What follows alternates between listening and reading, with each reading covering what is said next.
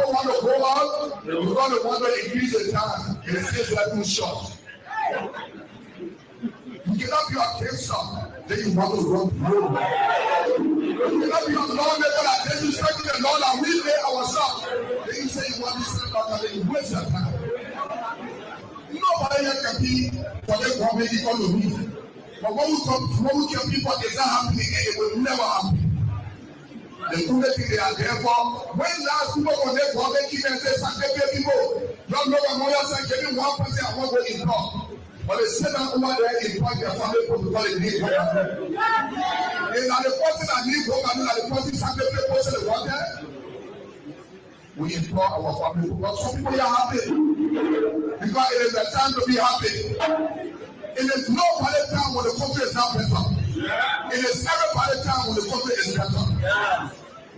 And we give this as a challenge to all of you people. 2029, we may be on the ballot for the presidency. Well, we will come here and say, Brother Sakoles, you people will have to appoint a commissioner for Sakoles. Brother Sakoles, they are educated people. It's not about education. It's about how well you govern the people. They have people that got degrees, they know nothing. The only person will enter paper and they can't achieve nothing from. Our marketeers will come to power. In every country, at least 2 million and pregnant for marketeers, people rather, and younger boys to empower themselves. The money is there, but everything is wrong with carrying the people out. Because we are close. Tell yourself, brother, to forget about Yaka Koluba. What is Baladu Yaka Koluba? Tell Yaka Koluba. Someone Yaka Koluba crossing you. You are not letting them talk. You forsake yourself while Yaka Koluba crossing you. Whether Yaka Koluba crossing Korea, you are saying, I'm not going to say Yaka Koluba. So the man, and you know, who names them are there, Yaka Koluba for that. And I'm going to put Yaka Koluba there. You know, when I want to do around there, you move all the way to go, just to talk about Yaka Koluba. Last year you go for Yaka. Yes. Samu Bene. Because Yaka Koluba and the one that is coming to our house. So you are telling to me Yaka Koluba because a budget. Oh, Yaka can be calling to the president. It's not a good thing.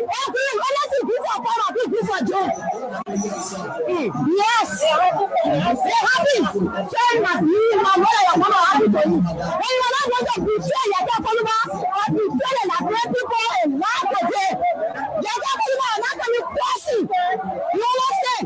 You have to get them out of there for Yaka Koluba. You can't let Yaka Koluba there to send up on the line. You go for Yaka? No, they're staying. They're not there to stay Yaka Koluba for them. You know what's going to get Yaka Koluba for them. They see that they do for them for Yaka Koluba. They don't forget for Yaka Koluba. Anything people are trying to do for them. Then they say, Yaka, the way you not to tell the country and they for them. You say you're going to talk for Russia for their country. Now you're calling them more for no money. People are dying every day. He said the president probably is the most corrupt. No, I said it, I'm coming down. So I will shut you. You shut me down for Yaka Koluba. I'm going to Yaka Koluba and not talking to you. Then you forget for Yaka Koluba. Now I want to look at my day and send you down Yaka Koluba. Then you forget for Yaka Koluba. Anything I do for me, I do for the other person. Then you leave Yaka Koluba. We don't know. Then we know you. Our sister will go. So they will take Yaka Koluba from them. Now you know. They are not doing Yaka Koluba in our house. Okay. All right, coming to anything you want to say for now before we leave you? Thank you so much. They must forget that Yaka Koluba because they never see the money only so much for your so why will go for you want to become a America. Now ever got one. You not see no more protesting with her. I want to come to you protest. Yes, we are there. You you know, see, because some of the rest of the corner, so the rest of our corner, they do our own day. And the kind of other people make kind of work here with out advance. You can't continue for it.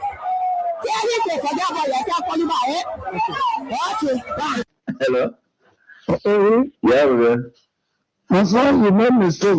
I heard you last night. We are going indeed to move for absolutely after the whole election. At in a corner. If you hear my preaching more Sunday, you will conclude that and why. Will you rescue as a nomenclature after winning. The broadcaster don't even answer my phone, they don't pick me up, they don't let me down, they don't even have time. I don't talk because God knows why it's happening. And everything I will accept it because our son, who is vice president to him from Nimba, people will not understand if I start hating on Breaker. The Senate set a trap for Breaker. When we have wrote, the Senate did a comprehensive report of their findings and attached the Supreme Court ruling and the amnesty law and everything.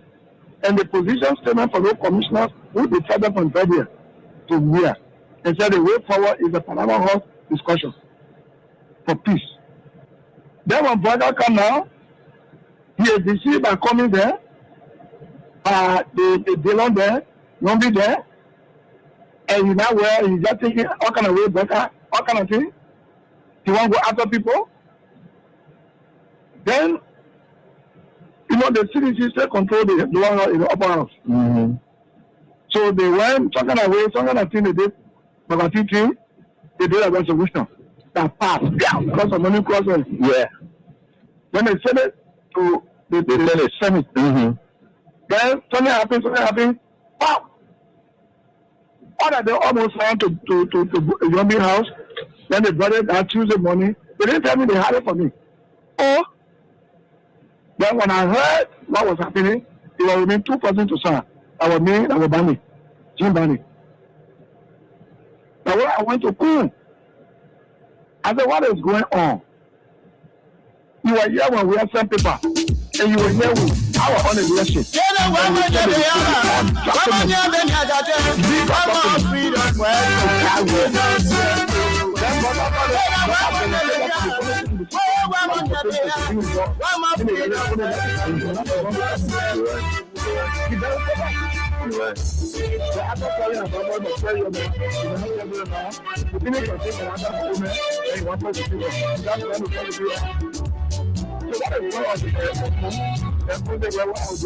When they were coming, they said they were freedom fighters. When they were coming, they said they were liberators. But when they came, they changed their mind. When they came, they changed their mind. What kind of people is it? What kind of people? You freedom fighter, you raising our women. You freedom fighter, you killing our children. Freedom fighter, you killing our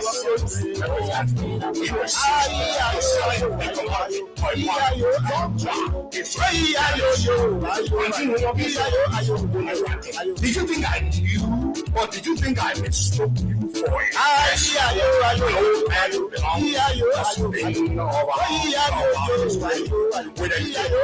man who cannot even operate a laptop. No, we made a compromise. That's what we settled. We compromised, and we leave the way we back, and we're systematic. When they were coming, they said they were liberators. When they were coming, they said they were liberators. But when they came, they changed their mind. When they came, they changed their mind. What kind of people is it? Vice President, we have been begging for money. What kind of people is it? Raising money. The freedom fighter, you gave me now what we need. Freedom fighter, you gave me now what you need. Freedom fighter, you destroy our country.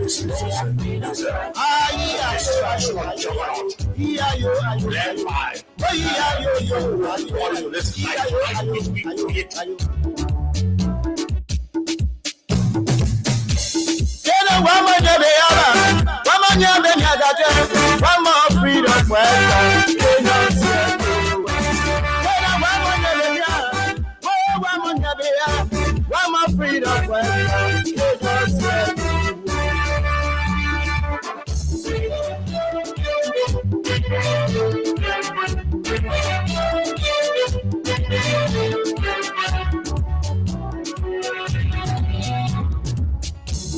When they were coming, they said they were freedom. Oh, yes, indeed. What a great day. What a wonderful opportunity it feels to be back behind these microphones to engage on the issues that matter to Liberia's growth and development. It is another beautiful and wet morning from the nation's capital in Monrovia. A pleasant good morning and welcome. Welcome to all of you, our friends, our followers, and to those of you in the diaspora. It's always a good thing to join us, of course, for breakfast right here on the big station Freedom 87.9, and this is the nation's premier breakfast platform, the Freedom Money Rise on Freedom 87.9. It is always a good thing to be here. There are too many things to talk about, lots of things happening in Liberia. And of course, when they were coming, they said they were liberators. This is exactly where you get the analysis of those issues. But when they give their time, they teach their mind. Making news in Liberia. They teach their mind. What kind of people they do? This is the January 6, 2026 edition. And the menu looks like this. This morning, we will be munching on just before the actual menu. The appetizer this morning is run over the Foya Mansion. Justification from the president's interview on ELBC before the holiday break. Versus Mr. Anthony Keselo, who disagrees with the president and said the accounts provided by the president are false and misleading. He has the most reliable accounts. The contradictions are there. I will unpack these for you right here. And of course, the one from the journalist, Philibert, part of the in-house. I saw on the social media a video circulating of General Botnick where he spoke some diatribe about former officials and seemingly threatening members of the CDC and the opposition. We have a thing to say, a thing or two to say about that.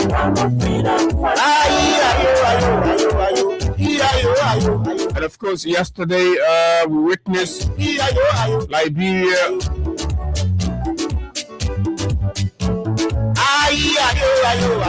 on behalf of the African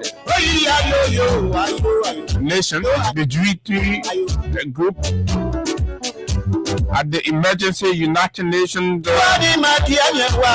meeting, took a position on the U.S.-Venezuela rift.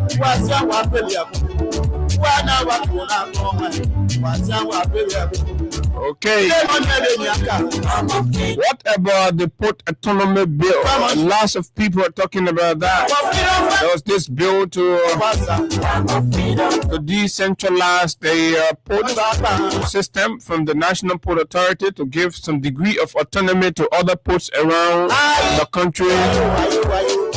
And so the instrument that was submitted, formulated and submitted, that passed through the legislature, reached the president, and then the president vetoed and sent it back. But it is understood that, of course, the very version and some of what the president recommended to have been done with the instrument were not. Apparently, elements from within the cycle of the executive colluding with lawmakers with vested interest in this opted to resubmit the very version, and they made no change, and they sent it just like that, indicating that the president is a mumu. Just saying the same thing. And so this has also sparked some level of debate this too is Liberia. What a good day. Of course. And at 9 o'clock, folks, the big one is at 9 o'clock this morning with our own good friend and brother, Councillor Kanu Bagbala. Of course, he has been in the news since the 2023 election happened, transition happened, new government took office, and of course,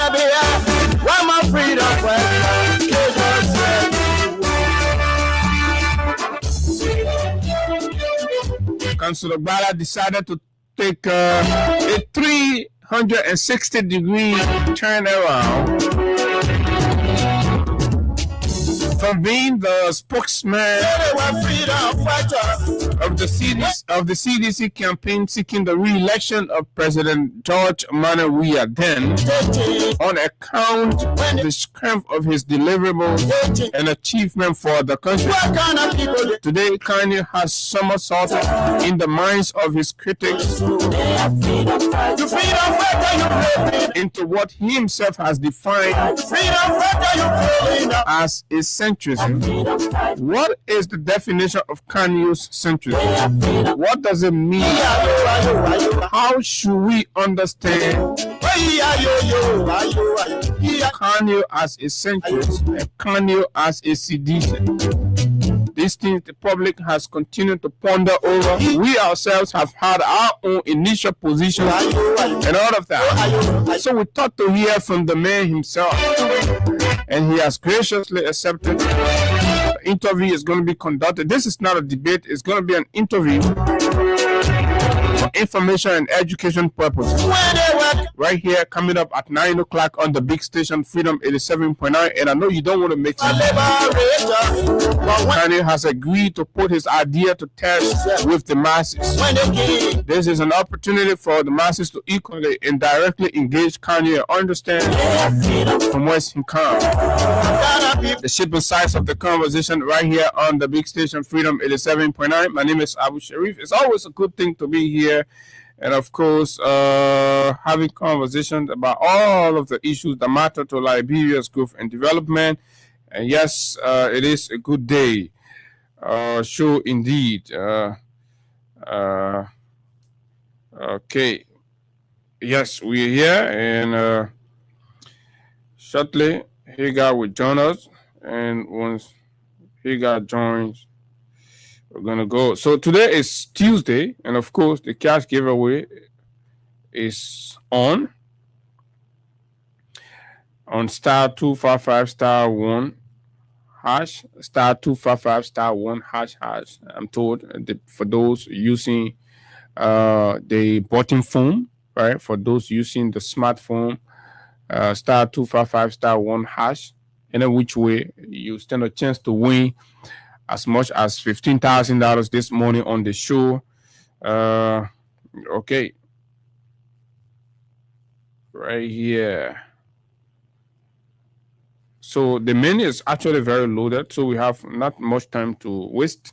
Let's bring in Crime Stopper Liberia shortly. Then when we come back, we'll rumble through the issues right here, recognize some of our followers following us via the social media, right? YouTube and Facebook. Please kindly help us share the live. And of course, you can drop your comments and reaction to some of the talking points here right here this morning. Or you can also drop your concerns and, of course, inquiry as we will be taking Councillor Kanu Bala right here at 9 o'clock on the show this morning. Right. So tell us, what do you think right here? And of course, we'll bring some of these things up once Kanye join the show right here on Freedom 87.9. This break will Crime Stopper Liberia, and we will be right back.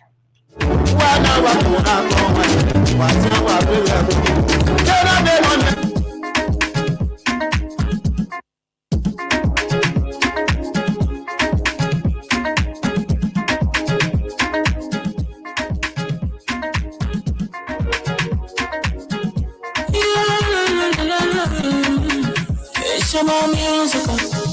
There are crimes in many places. in every community, you know, you can see. So if you see crime, report it. Don't take law in your hands for your right authority. That it can't take your law in. Crime Stopper here for us. We need safety to your door. Whether you rich or you poor. If you see a you not take enemy, you check. You wait for your safety. If you see a don't keep it. You know part of the Crime Stopper, the people bringing safety to your door. Crime Stopper, stopping crime and make it peace for them before. Crime Stopper, Liberia, from the center to interior. Crime Stopper, keeping us safe and stopping crime for all of us. Crime Stopper, the people bringing safety to your door. Crime Stopper, stopping crime and make it peace for them before. Crime Stopper, Liberia.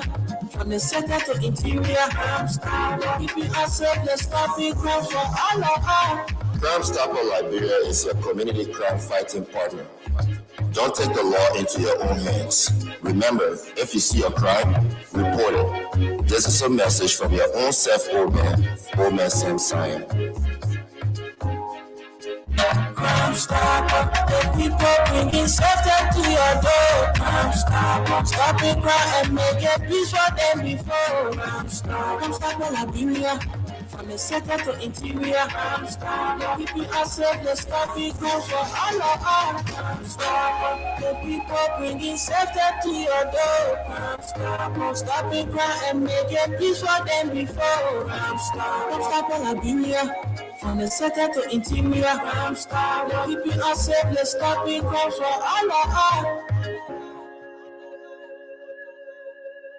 Okay, Crime Stopper Liberia, folks. It's good to be back right here, and so let's bring you some of the reactions right here this morning from folks joining us. Keep sharing the live, and of course, invite others to follow. Right here this morning, we got some very interesting things to talk about here. Good morning, Freedom FM family. This is coming from Gore Mainimi 2. He says, Jonathan S.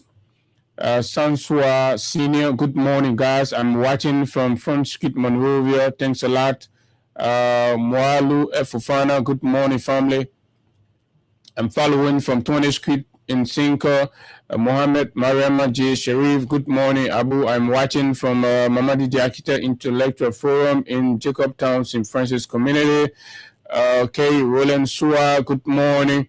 Freedom Radio Liberia. I'm Roland Sua, watching from Johnsonville, Kangatown. Joshua Morris, good morning, Freedom FM. This is Ibrahim Tanu Johnson.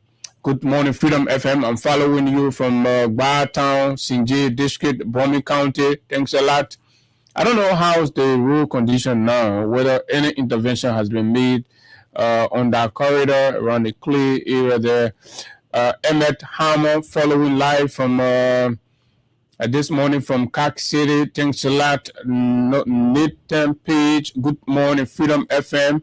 There are a lot of you joining and following. Keep dropping your comments and sharing the live as much as possible. Let's have a lot of people to follow.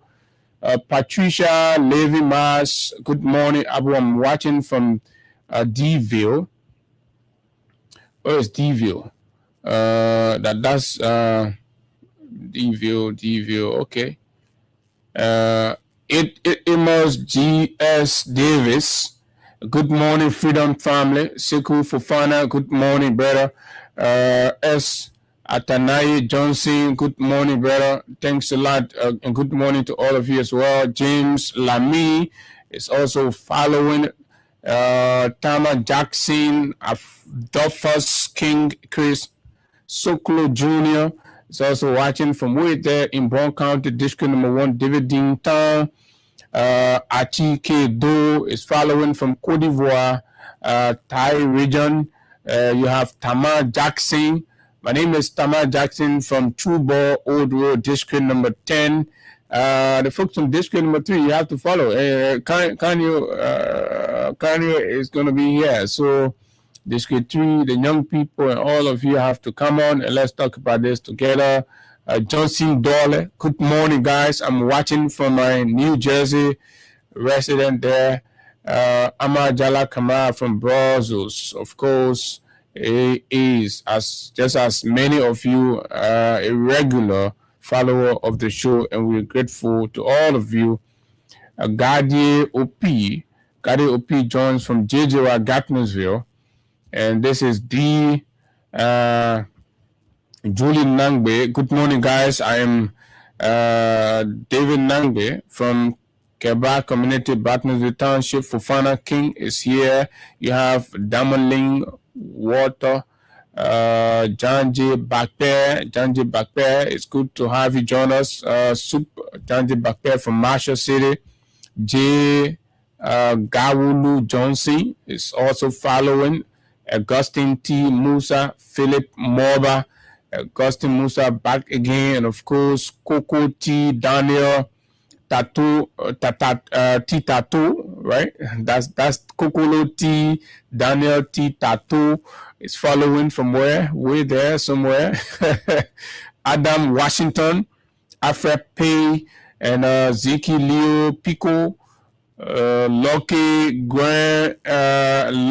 Grunaball, somebody says, is also joining. Jacob Moore Quay, Philip M. Morba, Thomas P. I'm not sure we can do it all, but keep dropping. And of course, let's see, Brooks Dennis, Wonderfully Made, Makura, our own man from Ganta City. Mac, good morning, and thanks to all of you for joining. Keep sharing the live, and of course, dropping your comments and reactions right here on the show. Shortly, we will dive into the nitty-gritty. Okay, we will dive into it. All right, shortly we will dive into it. Right, yeah, so no time to waste, folks. Like we said, too many things to talk about, lots of things. So, okay, let me begin with this one. Okay, yeah. Okay. Let me begin with this one here about this put autonomy stuff. You know, like we told you, there are people who are proposing and, of course, recommending that there be that our put system is decentralized instead of what we have currently, where you have a national port authority that provides oversight over all of the ports across the country, and others are saying we have come a point where we have to consider decentralizing the port, and and holding all of the factors constant. So they have developed, a bill, a proposal, which they submitted initially, and the president vetoed and said that they needed to go back and correct some things. So it's important to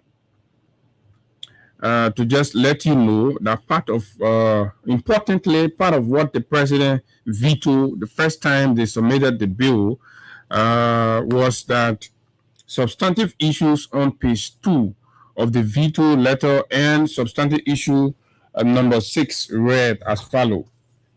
This act will significantly weaken the Liberia Maritime Authority's statutory powers by transferring regulatory functions to a new agency.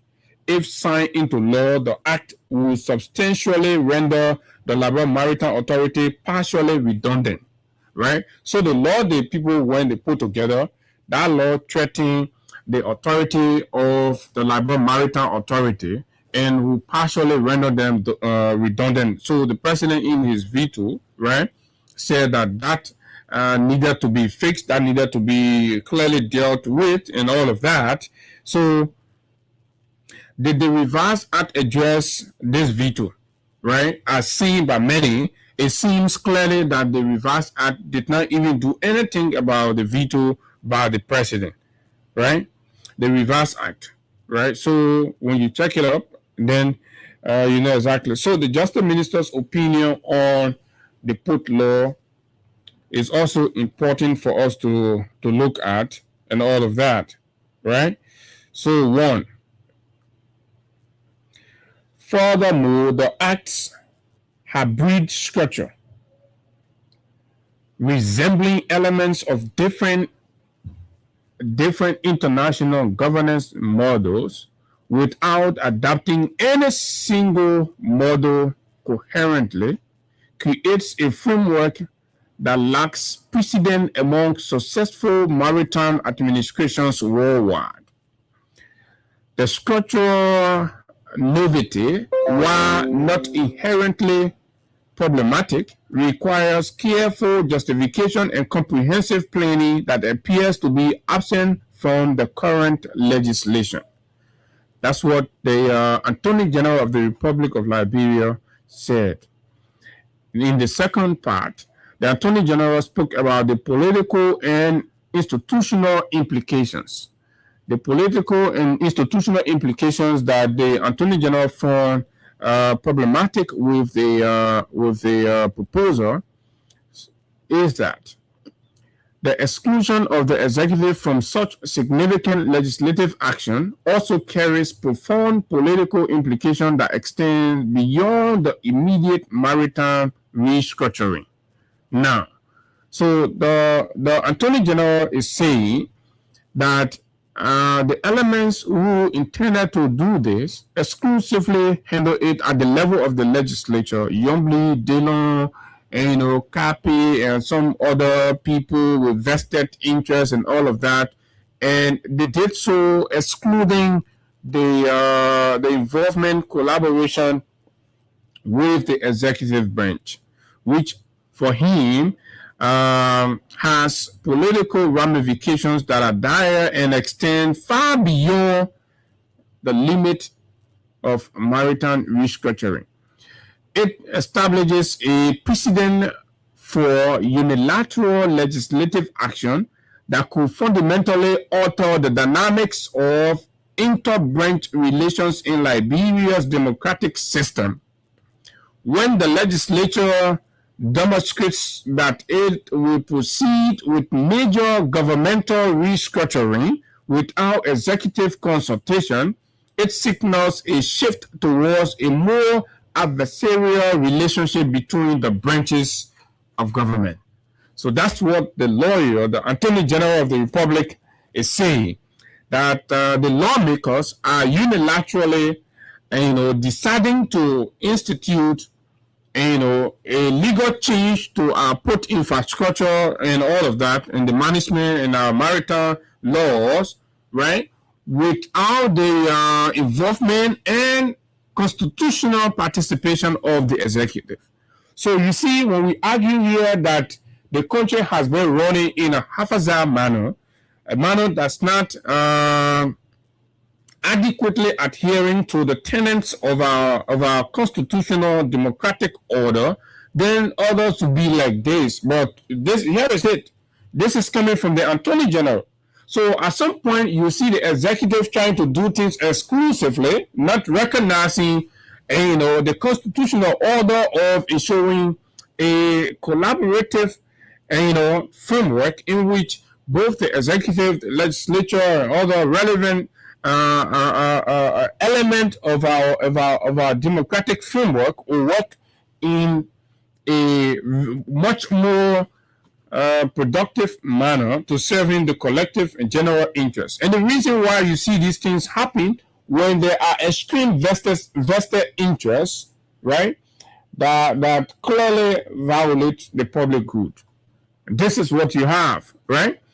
So this precedent, according to the Attorney General in his opinion, could encourage future legislature to bypass executive consultation on other significant matters. So the Attorney General says, if this is allowed to happen, obviously we're setting a precedent where in the future you could have a legislature that will go ahead, resting on this, to go ahead and bypass the executive and carry out things, and you could have a very noisy government, and the future that we have to work to protect and guarantee will rather be destroying that, and it will be terrible. right? That's what the Attorney General says about the port autonomy bill that's being heavily supported by the pro tempore of the Liberian Senate. In fact, she's one of the lead champions of that. So gradually eroding the collaborative approach that has characterized Liberia governance. The cumulative effect of such actions could be the development of a more rigid separation between the branches, where each operates in isolation rather than in the cooperative manner that typically produces the most effective governance outcome. Furthermore, the political implications extend to public perception of governmental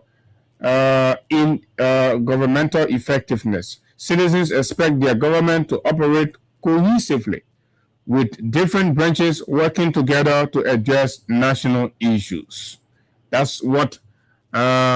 So the bill generally violates all of that. The bill, there are a bunch of legislators who have extreme vested interest have said that they will go ahead with this thing, even though the president has vetoed. They're going again. They've passed on it, and this is where we are. That's the government that we have, right? So let's see substantive issue number 9, as vetoed by the president. The general powers conferred upon such a bill are broad and far-reaching. Some include the collective or the collection of 10% of the revenue of all ports in Liberia to fund the new agency. So, in the people who are proposing, Yombly then say, so all the port in the country, the revenue that it will generate, right? 10% of that revenue should be taken and to support the agency that they are proposing. So the question becomes, the president disagrees with that.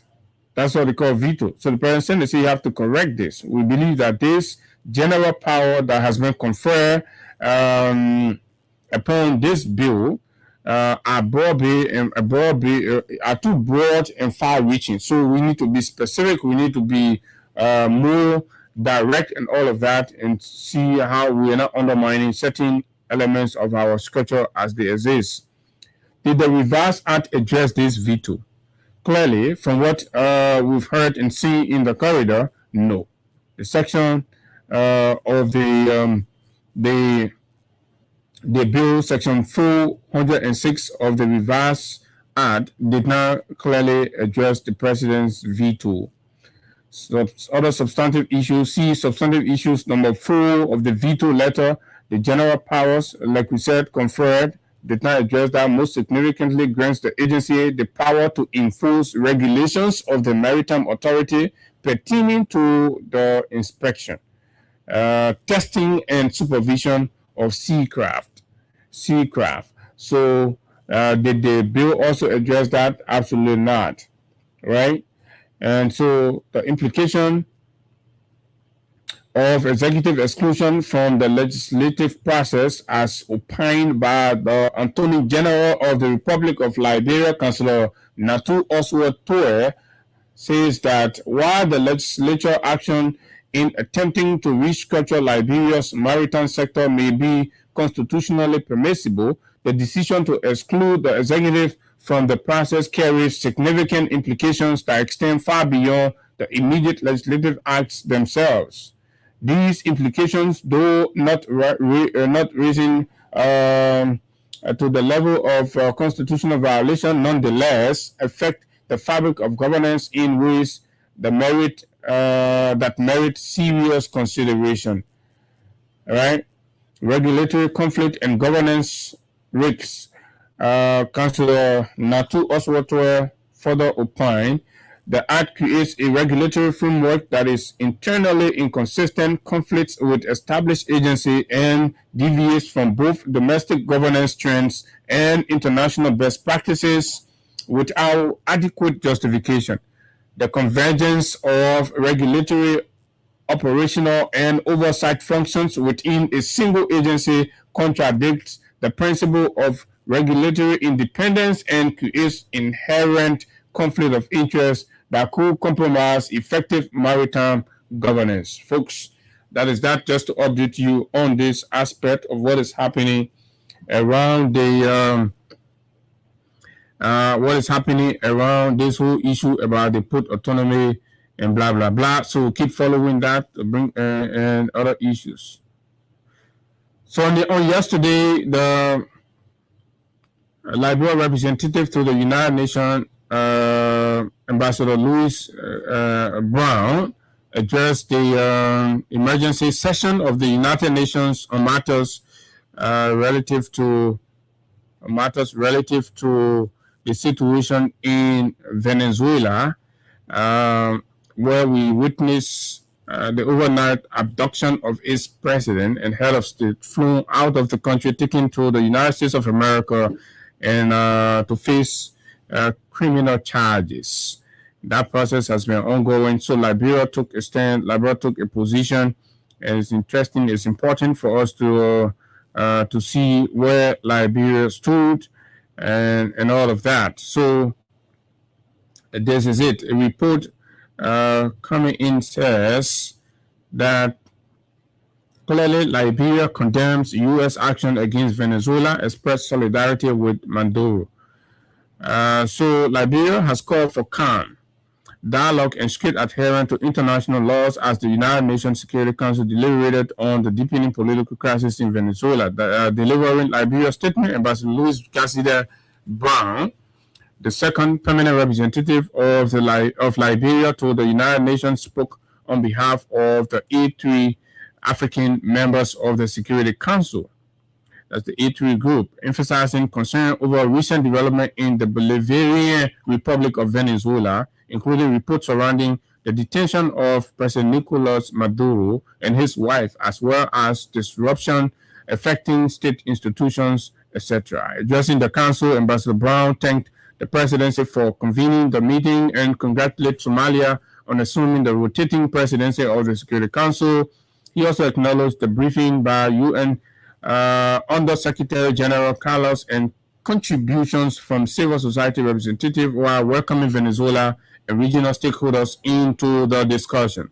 The A3 aligned itself with the African Union recent communique on Venezuela, warning that unfolding situation poses serious risks not only to Venezuela's internal stability, but also to wider regional peace and security. Reaffirming long-standing principles, Liberia underscored the A3's commitment to the sovereignty and territorial integrity of the state of Venezuela, as enshrined in the UN Charter. Ambassador Brown stressed that these principles remain central to international cooperation and peaceful coexistence among nations. So, folks, in a nutshell, expressing solidarity with the people of Venezuela, the A3 urged all actors, both domestic and international, to coexist, right? Exercise restraint, uphold international law, and refrain from actions that could inflame tension or destabilize the region. So now that was what the government, through its representative position, was to the United Nations, saying that the action taken clearly by the U.S. government in Venezuela poses a clear risk of tension and, of course, destabilizes the region, and that the actions is condemnable and does not conform and adhere to international standards of cooperation and, of course, an international order that supports cooperation and peaceful coexistence and all of that. So Liberia believes the actions were arbitrary and violates international laws and all of that. And this has ignited some degree of debate back home, where this sharply contradict Liberia's historic stance with the United States of America, where Liberia seemingly allied with the position of the United States of America, and in instances, Liberia will decline to take a position, particularly that goes against American interests, simply because of the historic diplomatic ties that Liberia and America have always enjoyed, and the support that Liberia has gained out of the relationship with America. The dividends are huge, from the formation of Liberia to independence, and of course the recognition of Liberia, and of course the protection of Liberia territorial integrity. America have always stood there more than any other country. No degree of international political rhetoric could substitute for what America has done for Liberia. So successive leaders have always recognized, in spite of the fact that it is a good thing to maintain America in our corner, as much as we have our own views, but our views align significantly with the American version of what liberal democracy is. So we have always pursued a path of neutrality in an event where there are extreme kind of situation involving America. We saw that recently at the church service of former President George Weah, where he spoke about some of the reasons why he believed the overpass project were suspended during his regime, when all of the arrangements were done and all of that, but then got suspended. He said that was simply because the Chinese authority, who have preferred the Liberian government then to take a position against the U.S. And they opted as a government resting on the history of Liberia relations with America to abstain and remain neutral and allow the two countries to settle out whatever diplomatic rift or issues that they were having. Fast forward, this new government, new administration have said, no, that is not the way to go ahead.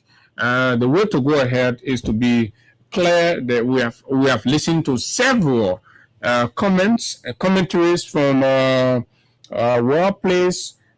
war position elements within the government. The Senate chair on foreign affairs on American soil declared that Liberia will no longer be there for, I can't quote him correct, but Dillon actually tried to paint a picture that at this point, Liberia will always pursue what she sees as her interest, and they're not going to follow anybody. Saying technically that that culture of always following the U.S. has ended, and they are going to pursue, the diplomatic engagement to what they believe will benefit the country and benefit the government. So ever since Liberia has continued to do that, they have entered into open relationship with China and other Eastern Bloc countries, right? Communist and socialist administrations, undemocratic regimes. They continue to do business. We've seen diplomats of this government travel in terrains where there have been unconstitutional takeover of power, where the African Union has condemned the U.S. and other democratic republic. We've seen this government go and giving green light to this republic and all of that. So there's a whole new diplomatic turnaround from the look of things, right? And that was also exemplified yesterday when Ambassador Brown addressed the special session, the emergency session yesterday. So now, as a country, are we prepared to withstand whatever consequences that these diplomatic moves comes with? Understanding the leadership in Washington and all of that, are we prepared as a country? Is the government adequately ready to withstand the consequences? Are Liberians prepared for what many will consider a bold step by the government? It's being bold to stay in the face of the U.S. and be condemning the U.S. and be taking actions against the U.S., seemingly describing the U.S. as a rogue regime, as an undemocratic regime, a regime that does not respect the sovereignty of other people. They move in and they carry out gangster abduction of a sitting president. This is actually this is the portrayal of the Liberian government's position on the Venezuelan situation. Are we prepared for that? Are we prepared to go into something with the U.S.? In 2025, we witnessed the closure of USAID and also the closure of the Swedish. We're getting report that a major concession in Liberia is opting to close down. And this is dire, this is terrible, and this is going to cost over 3,000 jobs.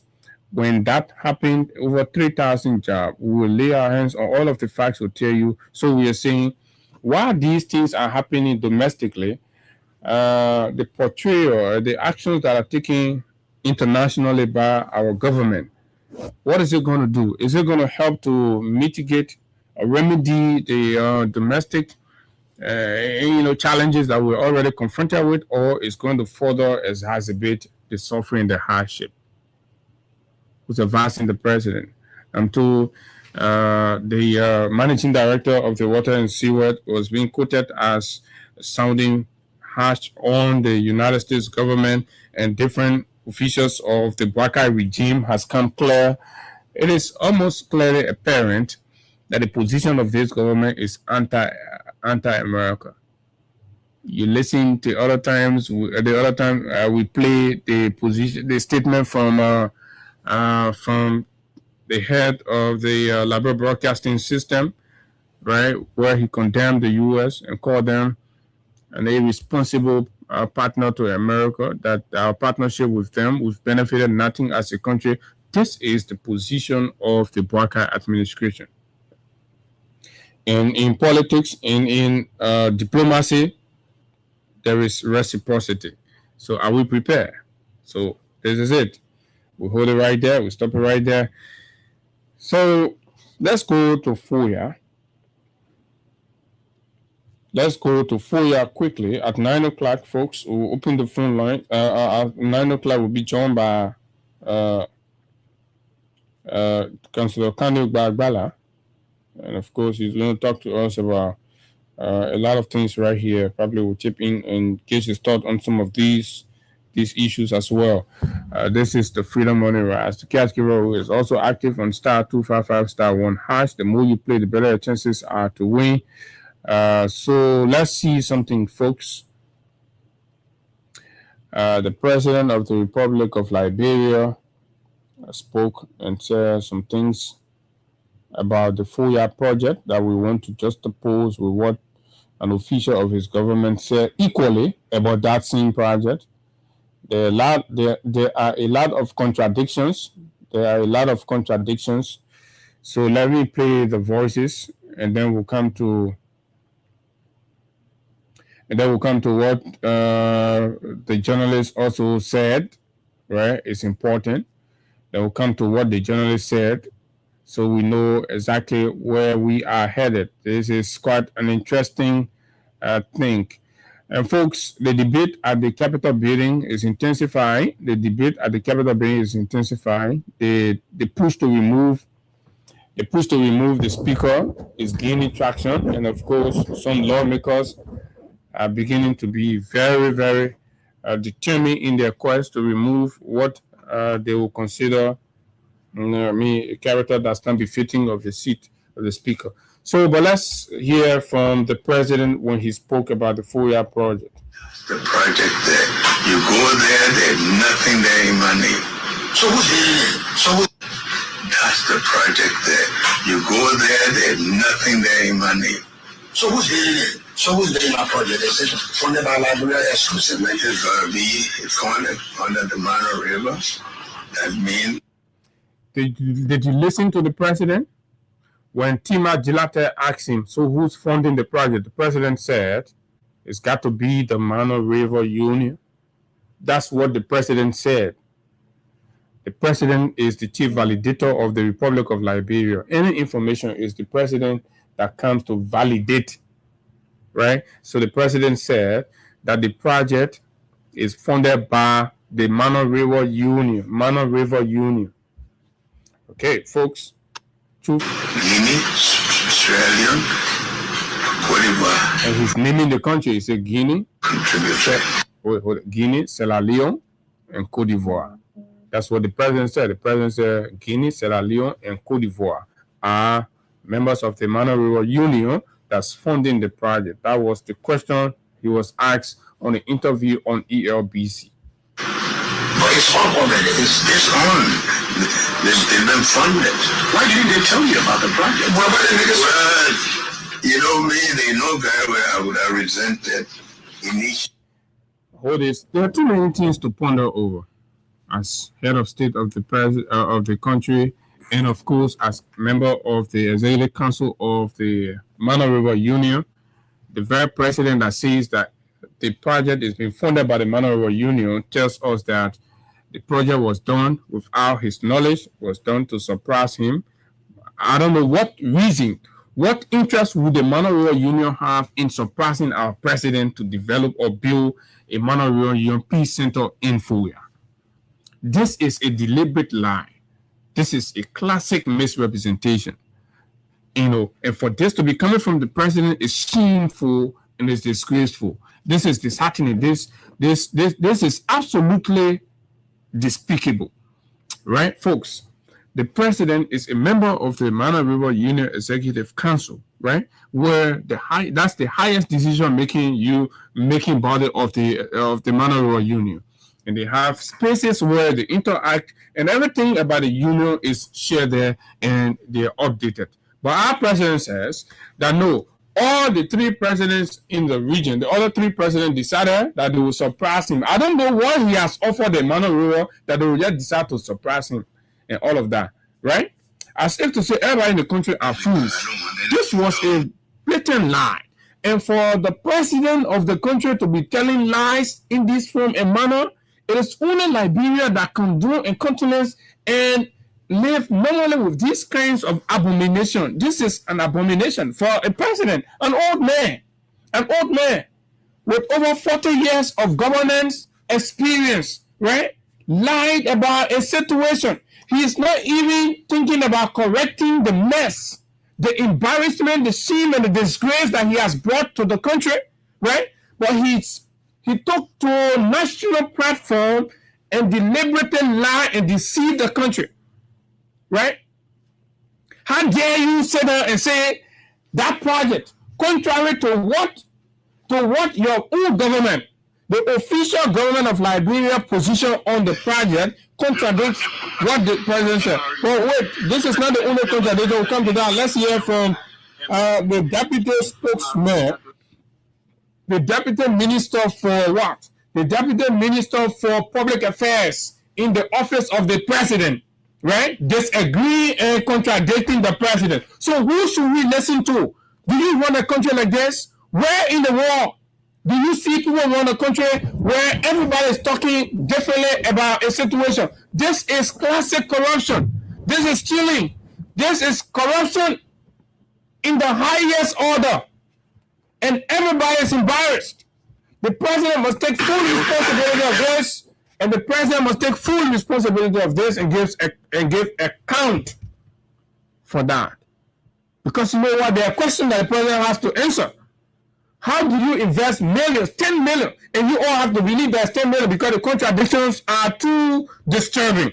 Disturbing contradictions. One person will say 5 million, another person will say 6 million, another person will say 9 million, another person will say 7 million, another person will say 10 million. So we'll stick to the 10 million. If you need MRE, that doesn't mean you are the black pool out there for different countries. Typically, this is by the government of Nigeria. Okay, do you listen?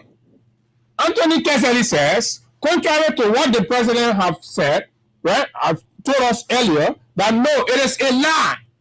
This is owned by the government of Liberia. But the president said no. This has got nothing to do with him, nor the government of Liberia. It is funded by the MRU, and it is for the MRU. That's what the president said. Anthony V. Keseli, when journalists asked him when they went to tour the facility, this is what Anthony V. Keseli said about his boss. You are the black pool out there for different countries. So Anthony V. Keseli says, you see all the flag poles here? So what you listen to that is MRE project is a blatant lie, right? It is a government of Liberia project. Listen to that. By the government of Nigeria. It's owned by the government of Liberia. Contributions may come from other regional partners. Hey, this is the point at which just recently when they went to tour, right? V. Kesari said that contribution may come from other regional partners, but the president said on ERBC weeks prior, right, to this interview on the inspection of the facility that, look, folks, fellow Liberians, contribution may come. It is not even certain, right? It may come. So the president said the project is being funded by the MRU. His deputy for public affairs telling us that contribution from MRU may come. So then the question becomes, where did they get the money from to start the project and bring it to where it is before the inspection happened, right? And that we are still waiting for the MRU to contribute. For those of you who said Bwaka was an honest man, he doesn't tell lie, he has integrity, does this look like a president with integrity?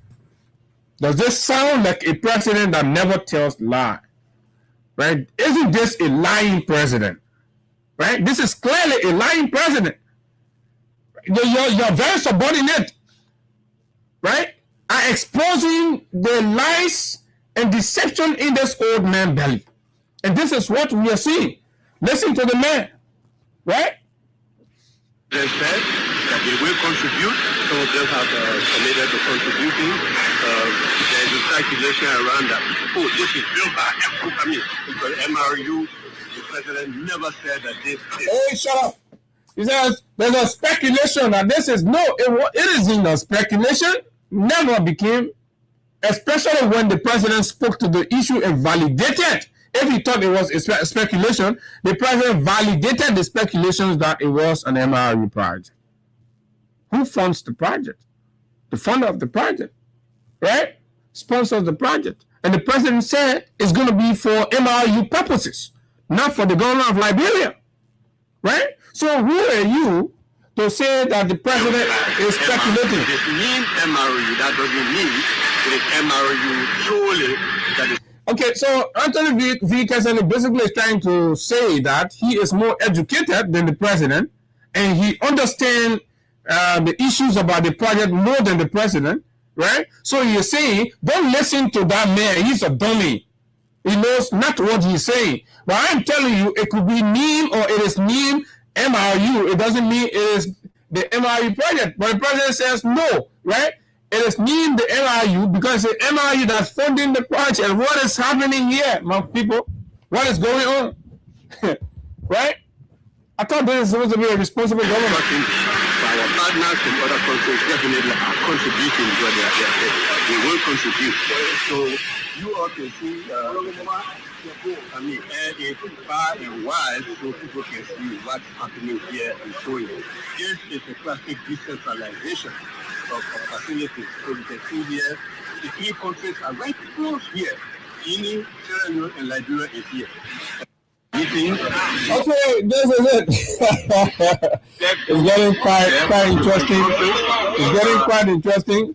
And this is Anthony V. Kesari. Anthony V. Kesari says a bossman lie. Why a bossman said that the project belonged to the MRU is a blatant lie. But before Anthony V. Kesari then went there, and when the president said he had no knowledge about this project, it has been proven that it was a terrible lie. The president had initially visited when the site clearing and when they did the fencing and all of that. There's a young man who says he is the son of the president. He went there, he did a video shoot, and it's right here. Listen to this. Listen to this, folks. Betraying his conscience, he has betrayed his supporter, he has betrayed the country just for personal greed. Folks, Bwaka Fallow is the biggest thief ever we have recorded in the history of Liberia. Shame on you, oh man. Shame on you. Folks, you listen to the malnourished kid who looked at somebody who cannot eat on time, explaining initially what the project was for. But today, it's being referred to as the Mano River Union Peace Center. Folks, Joseph Boakai is the biggest thief we have recorded in the history of Liberia. You can see Joe Boakai. Okay. See Joe Boakai. This is not the actual clip that I want to play, but that is okay. My guy is sending it right here quickly. So I want you to listen, right? So they cheat the goalposts in the middle of the game. This is dishonesty. This is absolutely unacceptable. You can't have a president that came on the back of integrity, honesty, and truth-telling. You can't have that president, right, come here, says one thing, and then the reality proves the other. Have you seen it? Right? And then the reality proves another. Here is it. Listen to this. The property in Fuya started. Boakai and his criminals have denied the property. Right? So, but basically, JMBSO had gone there, and when he went there, doing the initial site clearing and of course fencing of the land, excited about the idea and all of that, went there and declared to all of us that, look, you see the president and the president of developmental ASIO, you see the men feeling clear 9 acres of land, the men coming big headable villa here, that presidential villa here, that here the president will be, the president will move on, more you can, you say now. This is what the narratives were until accountability questions begin to come from corners, and then the government has somersaulted and they're trying to lay it on the MRU, and the president has gone there to salvage his dilapidated reputation and say that, look, this is an MRU project, right, funded by the MRU, and this is money coming from Africa, Guinea, and Sierra Leone. That's how the Kisi people can pronounce Sierra Leone. Right? So this is what you have. And his deputy minister for public affairs says, no, what the president said is a blatant lie. Right? And the government of Liberia had initially said that no, it is not an MRU project. So who should we listen to? When you have this, things like this happening in the government, what does it signal to you? And like I was telling my good friend, this attempt to always scapegoat the failures of the government by trying to draw in the CDC, it's not going to help. Or this concerted attempt to be attacking critical voices, and of course attacking them and sending people after critical voices are not going to help. These are intimidation strategies that are lazy, weak, and they're not going to yield any fruit. And this is important for the government to understand that, look, we're sufficiently conscious and we're prepared and committed to the truth, and we'll keep holding your feet to the fire until you deliver. Mr. President, you're proving to be a liar. And we're not going to sugarcoat that. There is no way to put it, right? On this singular project, this is embarrassing. This is absolutely embarrassing. For your personal pleasure, you take over about $10 million and invest it in the booth, and now you are running around and lying on other government. You know what this has done to the SLPP administration in Sierra Leone? The APC folks, the SLPP will be going to election. The Sierra Leone will be going to election sometime, I think, in 2028 or thereabout. So now this has brought a whole situation, because in Sierra Leone, the laws are that for the government to spend or contribute to endeavors like these, it has to consult with the legislature. And you understand? So with what's coming from Monrovia, it is clear to the APC. That means the SLPP entered the Sierra Leone budget, took money from there, and started financing projects in Liberia without the acquiescence of the Sierra Leone parliament. And the opposition folks are beating on the ruling party in Sierra Leone, and then you sit down here and be lying on other people's president. After you finish stealing take responsibility for your stealing and give proper accountability and answer the questions, the procurement questions, answer the questions about the legislature. How do you spend over $10 million? Your official communication says $6 million, right? And your PR man, Philibert, says $5 million. And this is the most funny part of it all. And then Hagar will come in quickly. Then we move to the phone lines. By the way, Hagar has just joined. And so this thing that they're having at Bolivar, right? At Bolivar, a ministerial complex, has been giving him some problem lately. So this is what Philibert Brown wrote, right? Philibert S. Brown wrote. He says, digging deeper into the Foya Mano River Union project, right? It's very lengthy. So, Iga, good morning, welcome. Good morning, Abu. Good morning to you and good morning to the audience. It's becoming so terrible for us from the sinkhole in, and I think I will have to reroute when it comes to coming here. I don't know, but I don't know. Yeah, so I don't know how is it like. No, but we never have problem with this. Yeah, so that's why I think I have to say. But your distance is longer this way. Yeah, it's longer. But it's better that you pass this way. Yeah, it's become better that I pass the Freeport in instead of the sinkhole in, because the traffic, I would imagine, sometimes from the health ministry, we far down to 540, so it's becoming more and more tedious. But we will get adjusted very soon, and that's why you have to go sooner than yes. And the most complicating thing now in this whole thing is the early morning rain.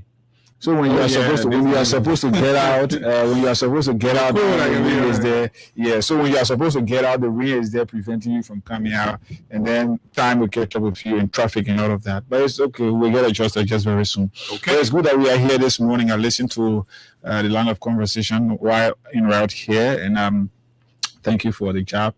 And yes, just too many things, like you said. Yeah, so we'll pick up from right here. Yeah, just and from then because we're digging, we're way down almost to the I don't know how the miners can call it, the pit or what thing. But yeah, so digging deeper into the Foya Mano River Union project. Look at those. And a journalist who said he did investigation calls this a Foya Mano River. Have you confirmed with the Mano River Union? As a journalist, this is a man who said he did independent investigation. This is a disgrace, and somebody should tell Philibert Brown to listen, right? And we're not going to be here trying to say, oh, they're veteran. We're not a veteran. These people here, but this is it. An investigative report ending the longest political speculation in Liberia's history. This is nonsense. I mean, to be saying it's ending. So who are you to end the conversation? Who told you? You say your own. You've been paid by the Ministry of Information and other people in the government to say nonsense because you want to complete your school and all of that. You think we're not aware, but anyway, we'll hold that for later. According to Mr. Brown, the self-proclaimed and, of course, validator of everything in the country, President Joseph Newman Boakai speaking to his ministers of state, the late Sylvester Grisby, May 2024, said in passing, the way the Mano River Union Basin is in chaos, I wish I could convene a meeting of heads of state so that we discuss the security situation in the union. But if it is possible, where will we have such a meeting? Because I do not want to go to Sanikole. This is a quote, according to Philibert Brown, that he got from his investigation. What is the source of this quote? What did he get this quote from? Was it from a meeting meaning, or a recording, right? Or from a third party? Who is Philibert Brown quoting here? What is it? You just write something and you put quotation mark there. You say, "Oh, that what the president said in passing." At what occasion did the president say that? What brought about the whole issue about Mano River and conflict resolution and blah blah blah? Mano River have got Medium, and Mackenzie Monroe have got offices where mediation talks are held. But even the very quotation is even indicting the president even more than exonerating. Exactly, because let's listen. Why would the president say he don't want to go to Sanikole? And he wants there have been international meetings that have been held in Sanikole. You don't want to go to Sanikole, you can hold it in Monrovia, even Bon County. So why don't you want to go to Sanikole? But Abu, this thing. That one for Nima people. Yes. After making you president, and today, the president said he don't want to go to Sanikole. So now Sanikole have become terrible to the president. That the president feel insecure to go to Sanikole for a regional meeting, even though meetings have been held. Bwaka have campaigned in Sanikole. That's why this is just proving what Bwaka has done over the time.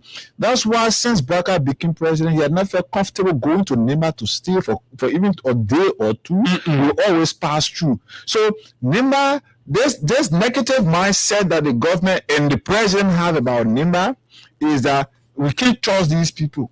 So because of that, Bwaka don't want to take age. So let's listen to what Philibert said in this. That's what Bwaka said, according to Philibert. That's what Bwaka said to his minister. We know why he said. We don't want to. We know how he got it. I don't want to go to Sanikole. Why he did not say so? This is anyway. I'll tell you what this is. This does not even qualify as any kind of sound academic people. This is not how people write. Say, thinking out loud, Mr. President also wanted to invest or to invite all very powerful friends in Asia. Yesterday, I told you, and we all witnessed the position of Liberia down there. And we've been telling you that these people have been dealing with people in... And they write out before yesterday's message. So if what Philibert says is true, even though it's co-opted, right, to suit something, but yet still exposes even more, right, it's also validating the argument on the other end that the government is shifting diplomatically towards communism and socialism. They're drifting away from American democracy. That's what he said. Because for the president to say he wants to have meeting with all the powerful people in Asia, I don't know what pedigree he has to summon the powerful people in Asia.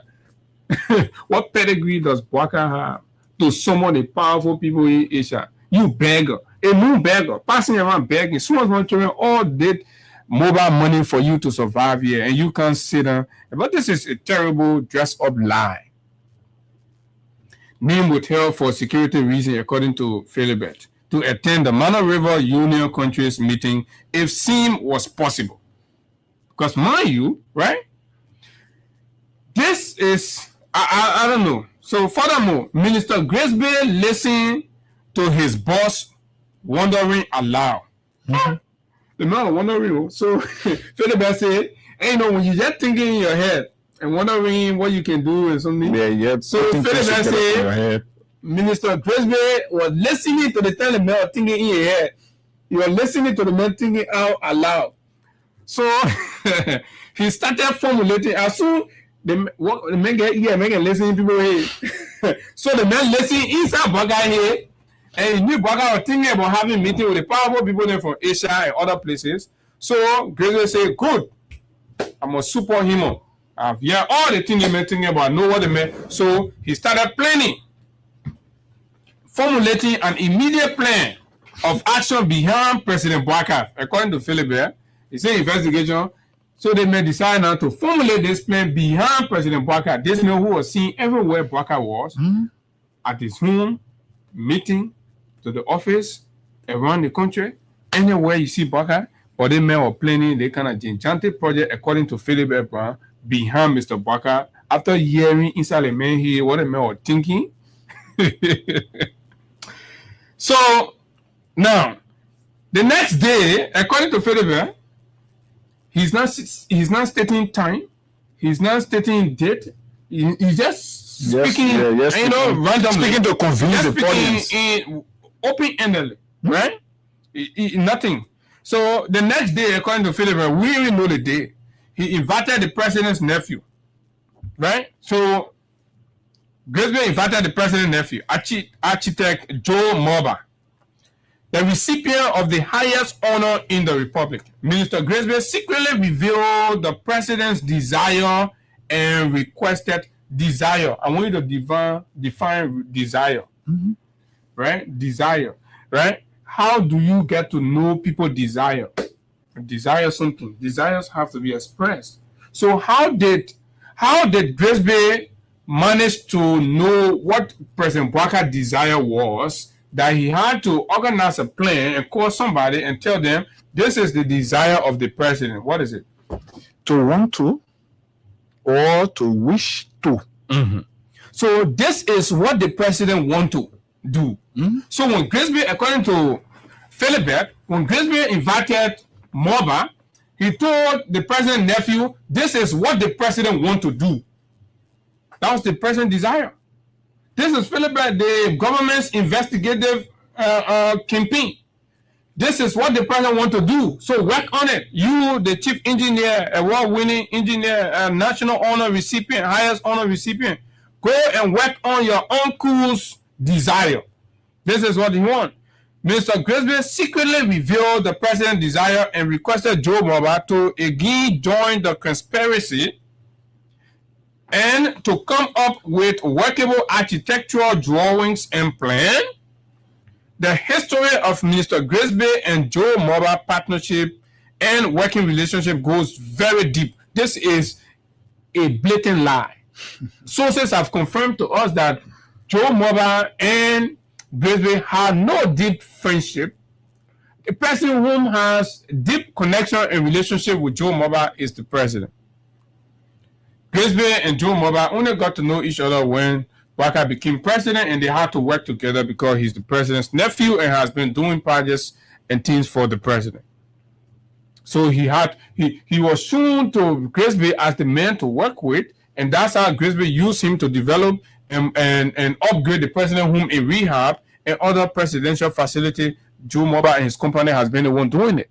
So what is the deep relationship? From where? From school? From where? From university? From the church? From where? How? Well, what kind of embarrassment is this? And this man calls himself a veteran journalist, right? Lying around here and laying claims about some kinds of expertise, and then just conniving and doing all kinds of PR for companies and Lebanese and Indians that are stealing from the country to enrich oneself, and then be passing around, I'm a big journalist, I'm a big journalist. Nonsense. You can't do this to your country and you expect us to sit down and say, oh, so they have conspired against President Boubacar. This is nonsense and childish. But he says so. You see, the president, minister, COS that he met every day, his best friend, conspire against him to do this. No, against his will or against his own good. So, Abu, let's set this straight. This is the very same Philibert Brown that led the Unity Party campaign against the former regime by announcing that there was 16 billion that went missing even before Weah was sworn in as president. I'll come to that. I just want us to just hammer some of these things that he's saying. And I want you to get the Mika statement on the project, that official government statement. The SOE has begun secretly, I'm fast forwarding, begun secretly. So during the meeting, let me go back a little bit. During the meeting to secretly review the content of the architectural drawing and a fixed cost, the purchase of the land and the construction of the Mano River Union Center cost a little over US 5.5 million. The president said it wasn't the government. The president said it was Mano River that was funding it. But Philibert, who did independent, said no, they did the costing. They went, they verified, they approved, right? He did not call the names of the people who were there in this meeting, but just say in the meeting, right? And who is supposed to approve it?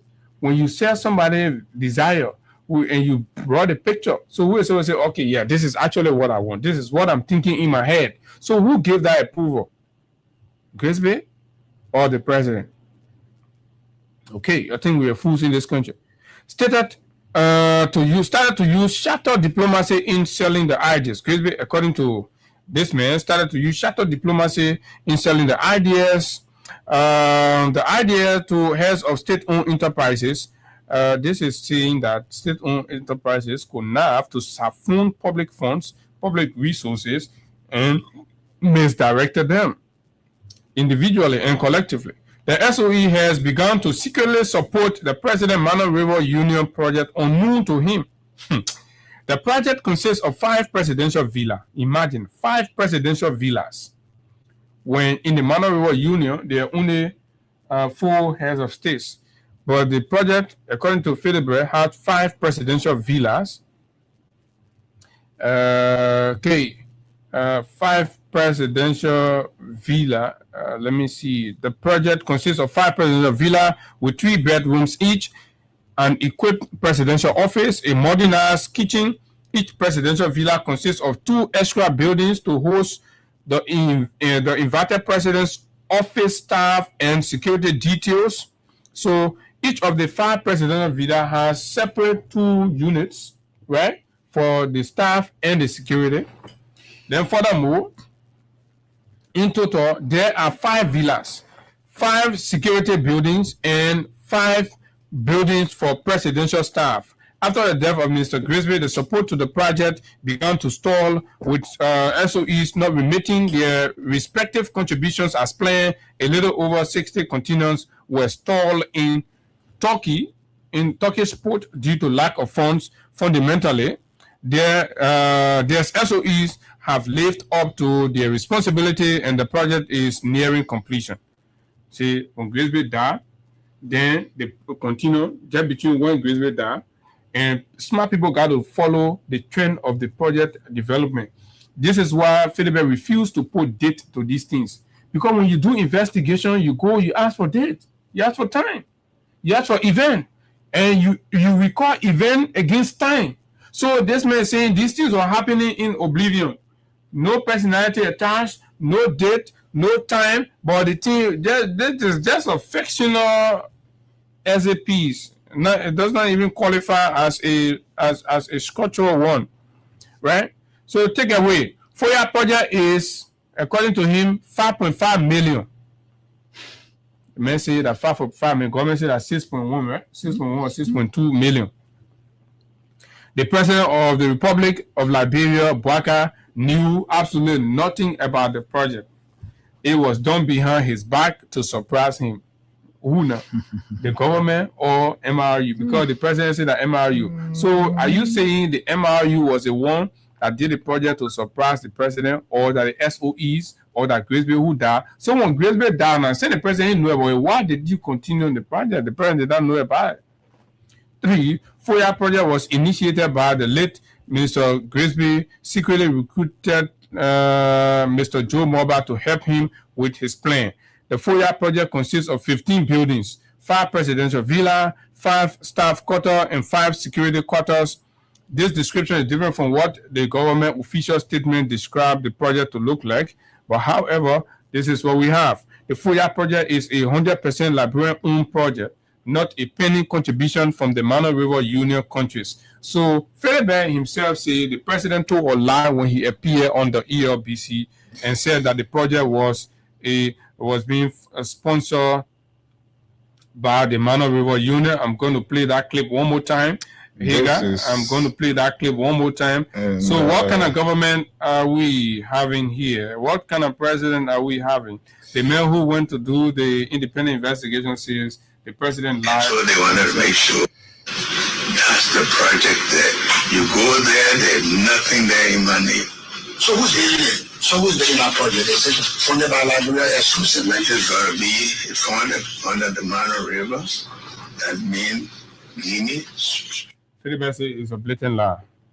It's been funded by the government of Liberia. Fellow Liberians, hey, let's take 3 calls or 4 quickly while I try to connect Kanyuk Bagbala right here on the show. Let's speak few calls on this topic. 0776 104104 86 500 104. The WhatsApp line is as well active and it's on plus 231 886 500 104 0776 104. Let's talk to this person. Good morning. Good morning. Go ahead, you're live. Good morning to Abu. This is Washington Soup. I come from Israel. Okay. You see, for the president to any come up as president of the country, somebody who is a very good trust, they keep the country too.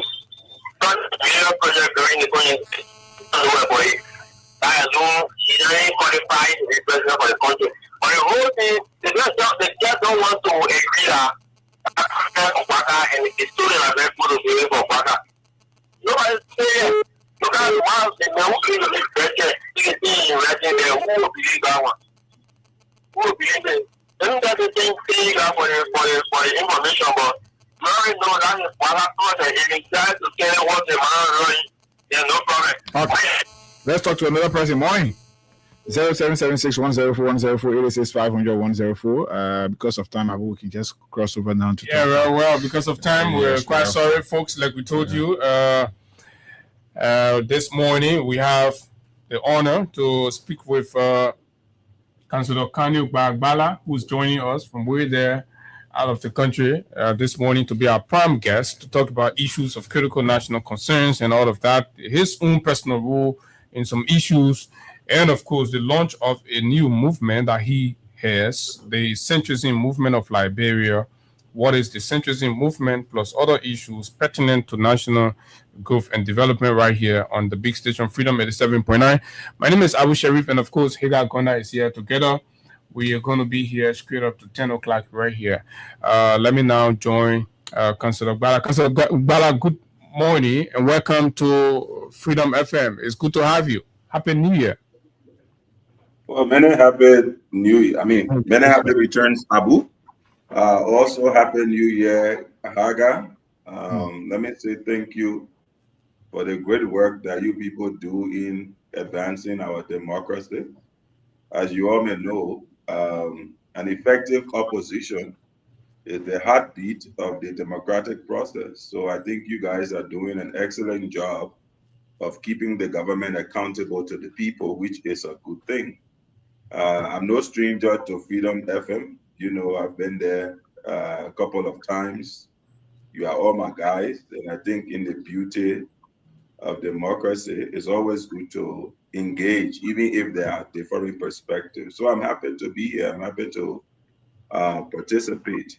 And when I was sharing very quickly with a few of my guys that I was joining you, and somebody was saying, oh, you know, why are you going to Freedom FM now? You know, your position is that you support President Boakai, and it's going to be designed to embarrass and humiliate you. And I just simply told them, I said, look, I'm a man of conviction. I'm never humiliated when I espouse my conviction. And I pretty much show that whatever is put on the table, we can adequately justify why we've taken certain positions. So, but it's good to be here, Abu and Haga, and I'm happy to have this conversation. Thank you. Thank you very much. And trust me, like I told you from backstage, this is an interview, and we can assure you that we have a duty to the sanctity of this conversation, and this is not a debate. You have the right to your position. That's what we enjoy in democracy. And so these are all perception and opinions. It's okay. We can make do with that. But it's good to have you. And how's life? How's everything so far, personally? Well, life is very good. I'm taking it one day at a time. As you may know, I'm not a professional politician. I'm a professional who has dabbled in politics. I'm a lawyer by profession. So you may know also, I served the CDC government for 3 years. In 2023, I resigned and joined the campaign. We didn't win the election, so I've gone back into private practice. I manage my firm. I have other businesses that I'm engaged in, and I teach full-time at the law school at the University of Liberia. And life is progressing quite nicely. Also, we have this new endeavor, which we will talk about. So yes, I think it's a good time to be alive and to contribute to our country. Two things you said quickly, that you're not a regular politician, one, and then that you resigned from the CDC government. I need you to expand on that. Did you resign from the CDC government? Oh, I did resign my position. On the first part, when I say I'm not a professional politician, I mean that politics is part of governance. And as a lawyer, as somebody who is a member of the Congress for Democratic Change, I'm a political animal by nature, and from time to time, I share my views on things that concern how our country is evolving, governance, and otherwise. And I think, in a way, given the role that I've played before in government, in the campaign, that makes me a politician, even though I would rather not be referred to as a politician. But I'm not a professional politician, which means it's not my daily activity, right? I'm a professional. I run a firm. I execute. Since when it stopped being your daily activities? Because ever since we've known you, you've always been around politics, and politicians are basically a person who gets involved in politics, often seeking or holding public office. And this, you have qualified. You've held public office. You have also contested or participated in election for elected office. So how then do you come to the fray and say you are not a professional politician? Well, like I was trying to explain, if you look at, I take your definition, for example, and all of these definitions are not exactly pat. You know what I mean? It's not a one-size-fits-all. But if I take your definition, but they are standard definitions. Public office, right? In my whole professional life, which is almost pushing close to 20 years now, I've only held public office for 3 years out of those 20 years of my professional life, right? And outside of that, I've been in the private sector. I've worked for myself, I've taught, I've worked for international organizations. So if you take 3 years out of close to 20 years of professional work, I think you can see the majority was spent outside of government. So again, I don't see myself as a professional politician. Are you defining politician by being in government exclusively? Well, I just don't see myself as a professional politician. I see myself as a professional who engages in politics. And for me, that is key.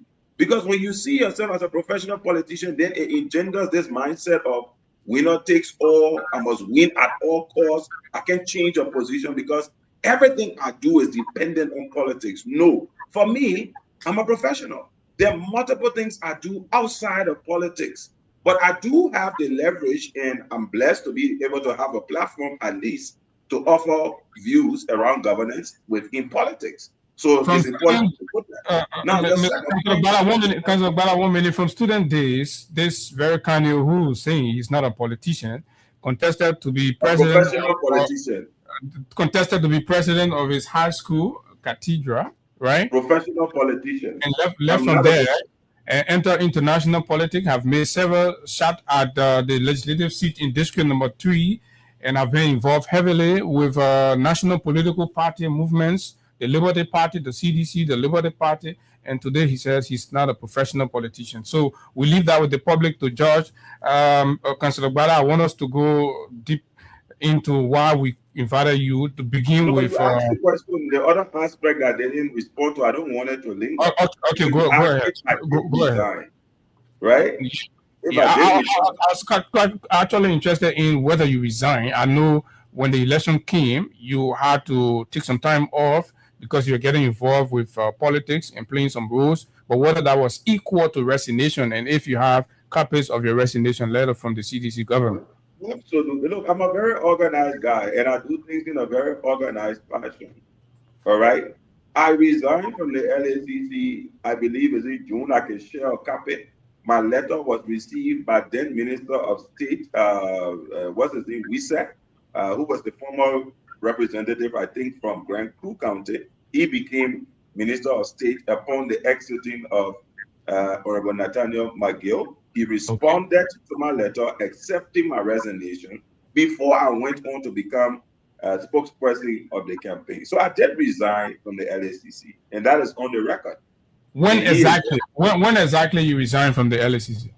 Well, I can find the letter and I will share it with you, and I will try to. Yeah, we want to know the date, and we also want to know when the last time you received pay from the LACC. Effective date of my resignation, of course, when you communicate with the Minister of State, a CC copy goes to the Ministry of Finance, and you are removed from the payroll. And effective that date of my resignation, I start receiving salary from the LACC. Okay, that's what it's important. Okay, and it's important. This is my witness behind God back. Honorable Wisa is here. He's alive. He received that letter. He responded. I can check my files. I have a copy of his response, I believe, somewhere. I also have a copy of my own resignation letter. And I served 3 years in the CDC government. I resigned before I joined the campaign. Okay, and when you resigned, you became very active in the 2023 election. And of course, we like to look back on that, playing the role as the campaign spokesman for the ruling party then, Mr. President, with the sole responsibility to communicate the deliverables of the president and have electorates to accept the president's to extend his mandate by another 6 years, which was not successful. But when you look back, what do you say about the role you play and the contribution you made to the CDC campaign and her re-election chances? Well, thank you. When I look back, I think I congratulate myself because I gave it my all. I was extremely selfless in the execution of my duties as campaign spokesperson, and people who know me know that I'm a very convicted guy. When I take a position, I go all out 150% to execute that position. And so in my role as campaign spokesperson, I was very diligent. Multiple times, Abu, you can bear me testament. I was on your platform. When it wasn't with you, it was with KOK. Not even when the campaign had started, but prior to the campaign. Okay. I came on that platform several times prior to the campaign, articulating why it was important for us, the CDC, to highlight what President Weah had achieved and to avoid what I call gutter politics. Because at the time, the people would elect you based on your achievements. And instead of responding to all of the other stuff, let's highlight that. I was on your platform. I did that to 80% or 90% of the radio stations within Monserrado without receiving a dime by that time, before the start of the campaign. You were working for your party. You were working for your party. Exactly. So I'm just telling you the level of conviction. There were campaign funds. Were there not campaign funds? Abu, now let me tell you today, give up people. Go ahead. Yeah, because so I did that. Then I was referred to become chairperson of the, a spokesperson of the campaign, which again I began to execute very systematically. KOK is there.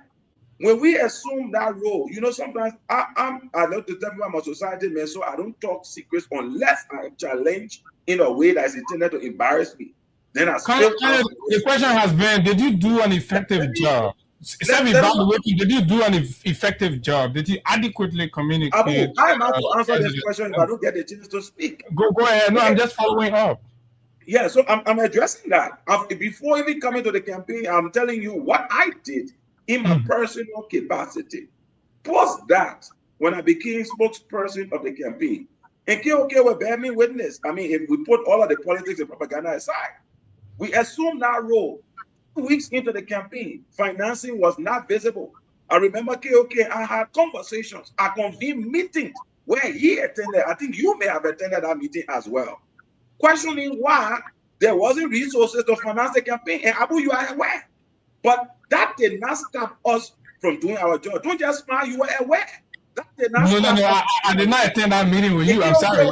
No. KOK attended that meeting, right? That I convened with Honorable Eugene Nambe and others, because I was under immense pressure as spokesperson and head of media to ensure that certain things were in place that were not in place 3 weeks into the campaign. But did I come outside to complain or say, was that why you didn't do a good job? I did an excellent job, my brother. And I can say, most of the people who sit, and I can say this very clearly. How did you do a good job? Well, as a spokesman of the campaign, you were only seen around and behind the president. You weren't making any personal moves around the county and taking the message to the people. Rather, we always saw you in the convoy with the president. Look, I was never in a convoy with the president. I always traveled where the president went, but I was never in the presidential convoy. Those who would tell you when they were on the campaign trail will tell you that even where the president stayed, I was never there. I always made my own arrangement because why? When I get into a town or a county, I take the responsibility to engage with the media and to propagate why I believe in that county the CDC was supposed to be elected. Did you do that? Did you do that as a spokesman of the campaign by yourself? Exactly. In my capacity as spokesperson, I had a whole team that even to take along Abu was a struggle. We went to Basel. Members of that team today, if they come up now and they regale you with the stories, even getting to Basel was a problem. But that's not the point. The point is, with the circumstances presented, with the resources that were available, we did an excellent job. We went to at least 10 counties out of the 15, spreading the message of President Weah and spreading the message of what the CDC was able to achieve. Because I believe that the CDC achieved some very good things, and we propagated that. All right? So I exercised my role very diligently, with conviction to the letter. Did you believe in the messages that you were disseminating? Were you convinced that you were saying the truth and there were truth in these things and Liberians needed to buy into this? Were you confident about, because as a PR person, you have to be confident about the messaging. I was very confident about the message, and I know where this is going. I'll very clarify very quickly. I don't believe any government scores 100%, especially within our African Liberian context. You do some good things, and there are areas where you lack. When you go into an electoral campaign, as my role as spokesperson is to offer an explanation for our challenges, and not to excuse our challenges, but to offer an explanation for our challenges and highlight what we were able to achieve. And I did that effectively. All right? So it doesn't mean that those challenges did not exist. It doesn't mean that there were areas where, as a government, we did not fumble. We did not make some, minuses. There were.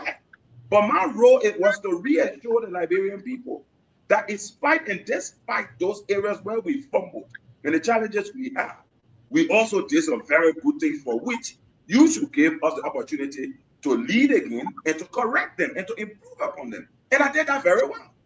So two last one, and I'll come to Hagar, and then we'll move to another part of the interview.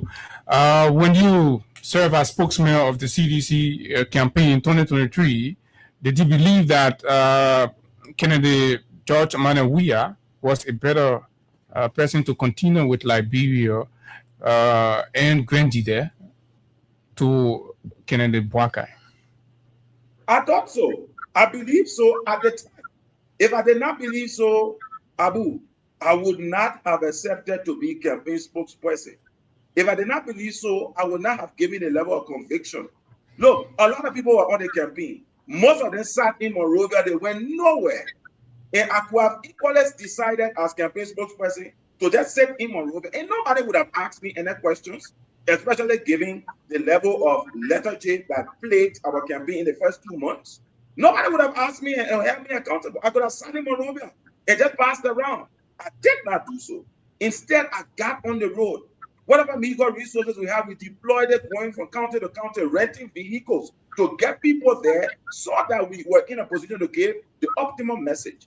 If I did not believe that the Liberian people should have given President Weah another opportunity, I would not have done so.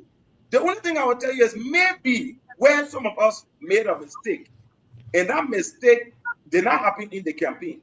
That mistake was something we did early on. From 2020 or even 2019, we should have been very clear with President Weah and those in leadership about some of the issues that we felt were uncomfortable for the movement. I think we did not challenge the governance system properly. We could have done so. I should have done so. Others should have done so. But instead, we'll talk about that kind of follow up. Do you believe? And we didn't do so. But again, let me tell you something. When you are a part of a party and a system, Internally, you recognize what all of the deficits are, right? Like you in the army, you recognize the deficits. But when the battle clarion sounds and you are prepared to go to war, everybody put those issues down and you suit up and you take on your armor and you go to war.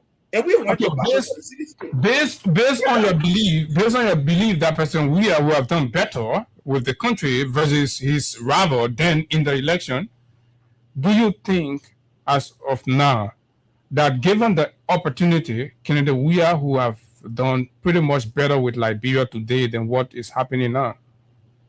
Well, again, it's all hypothetical. I now see what President Boyka is doing. I now see how he's doing it differently. I'm not seeing the results nationally.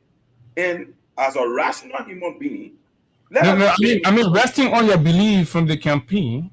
Yeah, but you asked me my belief 2 years ago. I'm giving you what is happening now. If you allow me to just respond to your question, we'll get somewhere. Go ahead. I'm saying, as at that time, that's what I believe. That was my conviction. That's why I accepted to be campaign spokesperson. Otherwise, I wouldn't have done so. All right? The elections ended. The Liberian people decided that despite the fact that some of us voted twice for President Weah, the Liberian people decided that no, you're not the right person now. Let's bring President Boyka. And President Boyka has been president. And he's doing a lot of good things. We don't get into politics just because we want to win. We get into politics because we want the best person to lead, to take the country forward. It could be President Weah, it can be President Boyka, it can be Cummings. Now, it happens to be President Boyka. So because I didn't win, I should not recognize what is working well about the country. Is that that is not a question, actually. That's not a question. The question is, given the opportunity, who have been better as the president of the country today than what Boyka is doing? That was the question. But the question is, 40 in an officer, Abu. How will we know when President Weah is not president? How can we compare?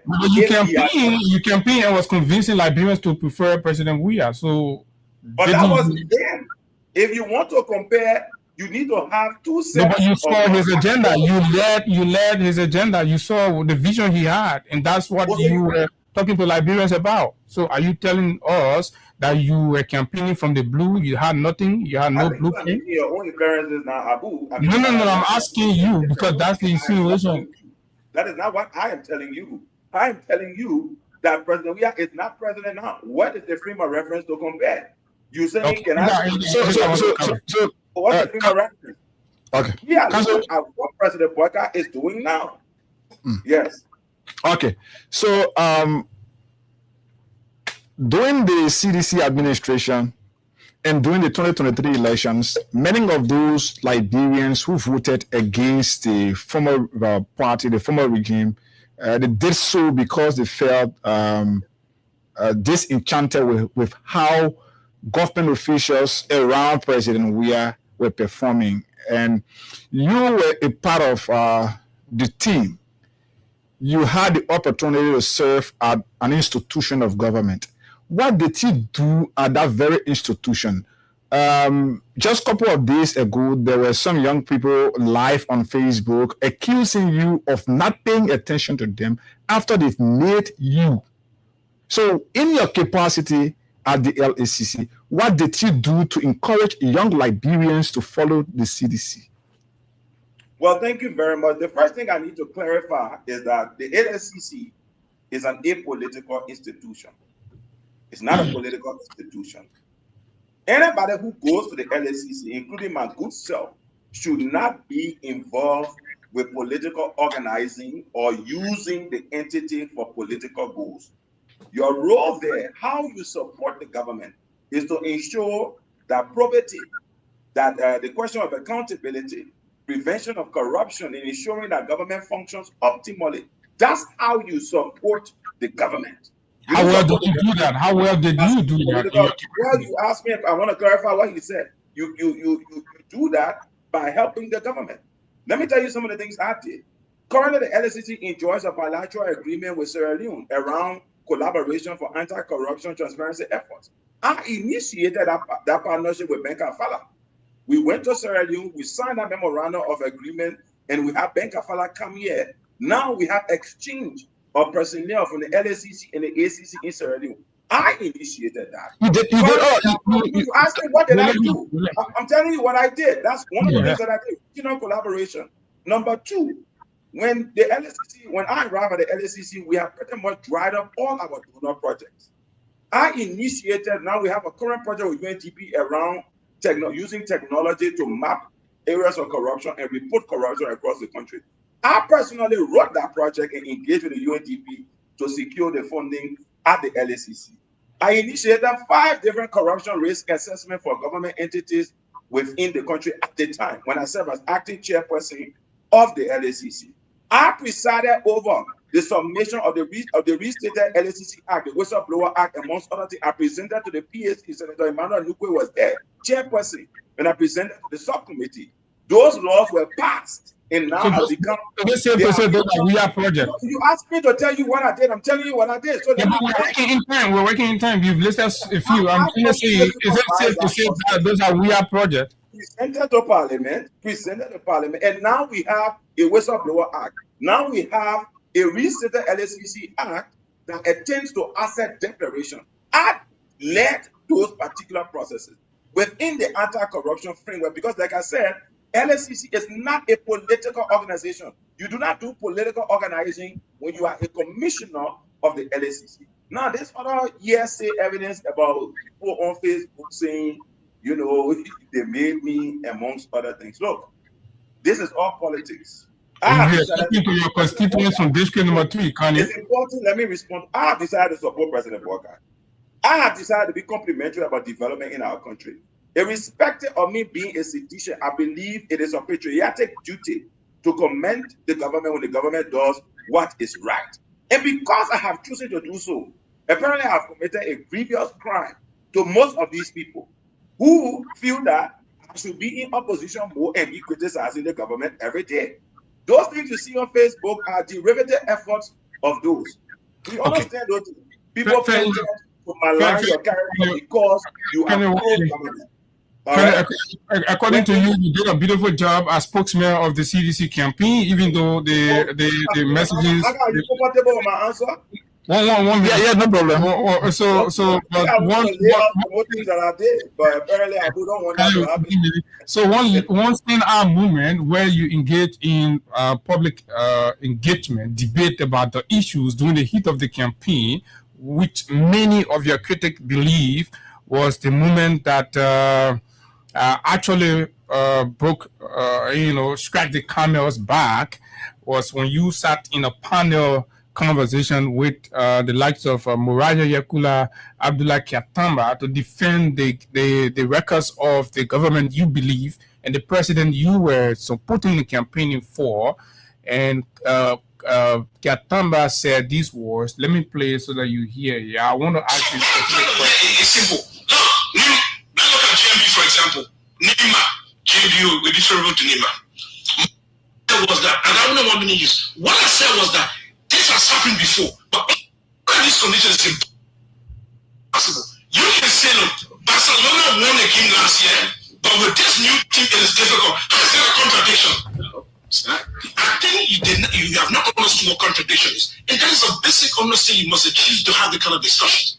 Your chronic disability incomprehension, I'm not responsible for that. You understand what I'm saying? So what I'm trying to hear is simple. Okay, Kazogba, this was the interview where Kyatamba said publicly that the man responsible to communicate for the government's re-election had was allergic to facts, clearly signaling to the public that your narrative during the campaign were lacking facts, and we did not see you put up a strong defense. Don't you think this undermined your entire effort, and you did not put up a strong reaction? Absolutely not. Now, it's important to understand the context in which I was operating, and that's me. Look, I don't divert or avoid areas that I believe may be counterproductive to my cause simply because of that. I went to OKFM. At the time, you are aware as a media person that OKFM had an editorial policy to some extent that seemed to be anti-government and anti-CDC. Yet I went and I sat with Clarence Jackson. Everybody in that room whether it was Katamba or my dear brother Amos Twe or Moriah Yakula, were all gunning from the CDC. So I was proverbially thrown into the lion's den. But yet I went there. And there's a point to take away from that. You don't avoid going into spaces where you feel that the majority may be against your cause, because at the end of the day, you have a responsibility to communicate government gains, which I did at the time excellently. Now let's come to Katamba's claim, all right, about, you know, fake data, etc. Everything I say, I provide data to back it. But this is the same Katamba who declared President we are unfit to lead the country. Do you agree with him at the time when he said President Weah was unfit to lead the country? No, we're talking about you as a spokesman of the president. You sit there and a panelist says that you are allergic to facts, that your informations are misleading the public, and you did not put up a strong defense. No, you are making that conclusion that I did not put up a strong defense, but I did put up a very effective defense, because in my premise in our conversation, I cited all of the instances. For example, when we were talking about healthcare, I cited for the first time the Emirates Hospital. Is that not a fact? Does the Emirates Hospital not exist in Bapolu as we speak? Was that not a fact? How can you say that they didn't put up a robust defense? You know, there are many instances that are cited around infrastructure. The Invisible Park. Is the Invisible Park not a fact that was constructed by President Weah? So how do you succumb to propaganda of that nature, Abu? But this is the same person who said President Weah was unfair to lead. So you believe him also? But the fact remains now, Abu, is that you were interrogating me because I support President Boyka. You were trying to raise the question of my service then because I support President Boyka. We've not even mentioned yes, some of the people who criticized me today were clapping for me and saying, yeah, you are dealing with it. But because I support President Boyka today, these people. So did you deal with President Boyka? Did you deal with President Boyka then Kennedy? Did you deal with President Boyka then Kennedy? Did you deal with him? When you say deal with him, what do you mean? I mean, I'm using your word. You said when you were dealing with President Boyka, people were clapping for you. So I'm asking, I want to be sure whether you dealt with him. No, you see, I do my politics differently, Abu. I'm not one who insults. I'm not one who go for people's character. I'm not one who go after their family. I deal on the facts. And at the time, and I'm on public record, I challenged President Boyka. And I'm happy that he's living up to the challenge that we posed at the time, you know, from the CDC. We said, look, you have 42 years of experience. Bring the results of those years of experience. He is president now. He's using this opportunity to demonstrate what his experience can do for our country. So again, I go back to the fact when I was doing all of these things, the people who are now criticizing my service, calling my expertise into question, whether I was now, you know, with fake data, when I just provided you 2 instances of things that are cited that are incontrovertible and they are grounded in fact, these people were clapping. The only crime I've committed today is to support President Boyka and the government to succeed. That is the crime. And for that crime, it doesn't matter what I say. People will always find ways to call my service or my character or my dedication or my learning into question. And I'm prepared for that because I know it's a political playing field. His name is Councillor Kanio Bagbala, and of course, he's our guest right here on the Freedom Money Rise. We're talking wide range of critical issues. We've just assessed his time during the CDC's elections, re-election campaign, and all of that it will play. So we are transitioning now to what Kanio has metamorphosed into, which is centrism, and so the transition and all of it. Kanio, take us through this whole new idea. How did you move from being an ardent, committed believer and supporter of the CDC, and of course to being what your critics will consider a man, for the most part, praise-singing the regime? I like how you describe it, metamorphose, and what my critics call a man of praise-singing.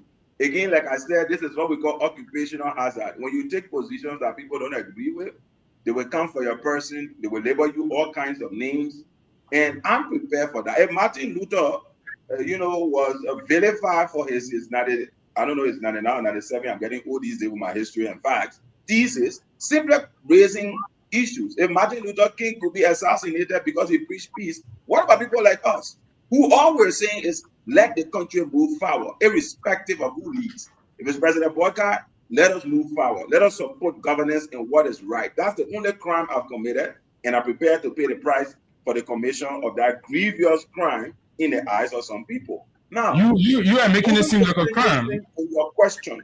I mean, in the eyes of some people, I've committed a grievous crime. You know, I've seen people have insulted me, my mom, my pa, and many other things. But I take that in a stride because I'm not perturbed or disturbed by those kinds of things, right? I'm convicted about the role that I've taken, the position I've taken. And centrism is an embodiment of that position, the centrism movement, all right? Look, this is a fast-growing, people-based movement. I want you to define what your centrism movement is and what does it stand for. But that's what I'm explaining to you. Please we are of the disposition. In fact, our mantra is the nation before party, development over politics. That is our mantra. We are open to everybody, irrespective of your political association. Seditionists are members of the centrism movement. Unity partisans are members of the centrism movement. ANC people are members of the centrism movement. Liberty partisans are members of the centrism movement. Any Liberian, even people with no positions, are members of the centrism movement. If you look at our steering committee, comprised now of 12 very learned, experienced, independent people. Almost all of us on our steering committee, we don't work for government. We work in the private sector. We do other things. But we're the ones who are the primary decision makers of the movement. And we come from different political backgrounds. Our opinion is that, look, let's work with government around the things that work. Let's offer advice and support on the challenges. But you as the head of the centrism movement just continuously said here that you support the president. Doesn't that contradict your position as a centrist? No, it does not. Centrism does not mean you can. In fact, I just reiterated the point. You support the president when he does good, the good things that are happening. And we made that clear. Can you support the president again or as opposed to your support of the opposition? No, but you see, look, we are for the country, and the president leads. So you said repeatedly that you support the president. And centrism, centrism in politics is about taking a position in between two extremes, right? So if you are leaning with one extreme, how is that equal to being a centrist? Well, you see, I like the fact that people try to define centrism for we who are the progenitors of the centrism movement. Those are us who evolved the ideology, at least in Liberia, right? And have made it popular within the consciousness of the people and are advancing ideals. It's interesting that other people will define for us. This is not a new idea. It's not like you've made a discovery. No. I'm not, Abu, you're not giving me the chance to respond now. I'm becoming. No, you are, but equally, I'm not allowing you to say what is not correct. Well, you are becoming an interviewee now, Abu. I can barely. No, go ahead. But if you say you are the progenitor of centrism, it's a political, ideological philosophy that's new to all. If I can't speak, how can I communicate my views, Abu? Go ahead, please. So, the centrism movement, we're not something that is plastic. We spend time thinking about our approach. I can share with you now the 19 guiding principles of the centrism movement in Liberia. We are very clear. Does it espouse a middle position, a middle ground position? 19 guiding principles. Now, centrism does not mean you are lukewarm about everything. That's the mistaken definition of people like you and others. No. That is not our definition. Our definition is that you should maintain a middle ground position. Is that you must always be in the middle. For example, how can you be in the middle about rape? How can you be in the middle about corruption? How can you be in the middle of a lack of development? So we are not talking about specific issues. We're talking about general political positioning between two extremes, the ruling party and the opposition. Where do you stand? You say, I'm not a ruling party, I'm not an opposition, I am a centrist. So you should be in the middle. That's what centrism espouses. It's a misconception of what centrism is. And I'm attempting to explain to you, and you will not give me the opportunity. Centrism does not mean you are continuously in the middle, that you are lukewarm. And I gave you examples. Nobody can be in the middle on the issue of rape. Whether it is the opposition or the government, rape will be condemned. There is no middle ground for rape. There is no middle ground for corruption. There is no middle ground for lack of development. So as a centrist, I can never assume a middle ground. What centrism is that You are of neither, but you support what is good and proper. Then you offer advice where is needed on the challenges. What you people want us to do in order to be considered centrist is to lambast and condemn the government consistently, which we have said we will not do. What we will do, if you see our end of year statement, it's on our page now on Facebook, the Liberia Political Centrism Movement. Go and read our end of year statement.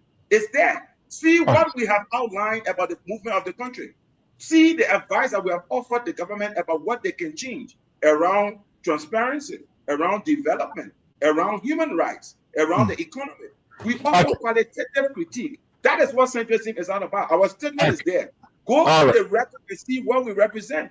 But don't take your definition, which is a better misconception of centrism by my standards, and impose it on me. That I must be lukewarm all the time. That I can support the government on particular issues clearly. That is not a deviation for centrism. I see you struggle to defend your centrism. You're trying to reinvent the wheels, because what you're defining here, clearly you and I know, it is not the ideological definition of what centrism is in the realms of politics and government. I don't know that. And I can cite several instances. Look, I spent time thinking about this thing before we came to this point. Abu, centrism is not... Can you name me any globally known centrist who is actively aligned with a political party? No, but you say actively aligned. I said on the issues. We support the president. I'm not... That's what I say. You're trying to reinvent the wheel. That's not centrism. I'm a member of the CDC. So but then how are you a centrist? If you really want to talk about being aligned, I am aligned with the CDC because I'm a member of the CDC. And you are at the same time aligned with the Unity Party. However, I support the president on positive stuff. Like I said, it's a little difficult to defend your centrism because you have too many alliances and connections. I mean, what's wrong with that? So can I support the president? You see, that's the tension that people cannot understand, and that's what I said earlier in the conversation. It's similar defying logic, Kanye. It's defying logic. People like us made, right, early on, which in hindsight, I believe we should have taken those positions and bear the consequences so that posterity will see we took those positions. And I think that's one of the mistakes we made.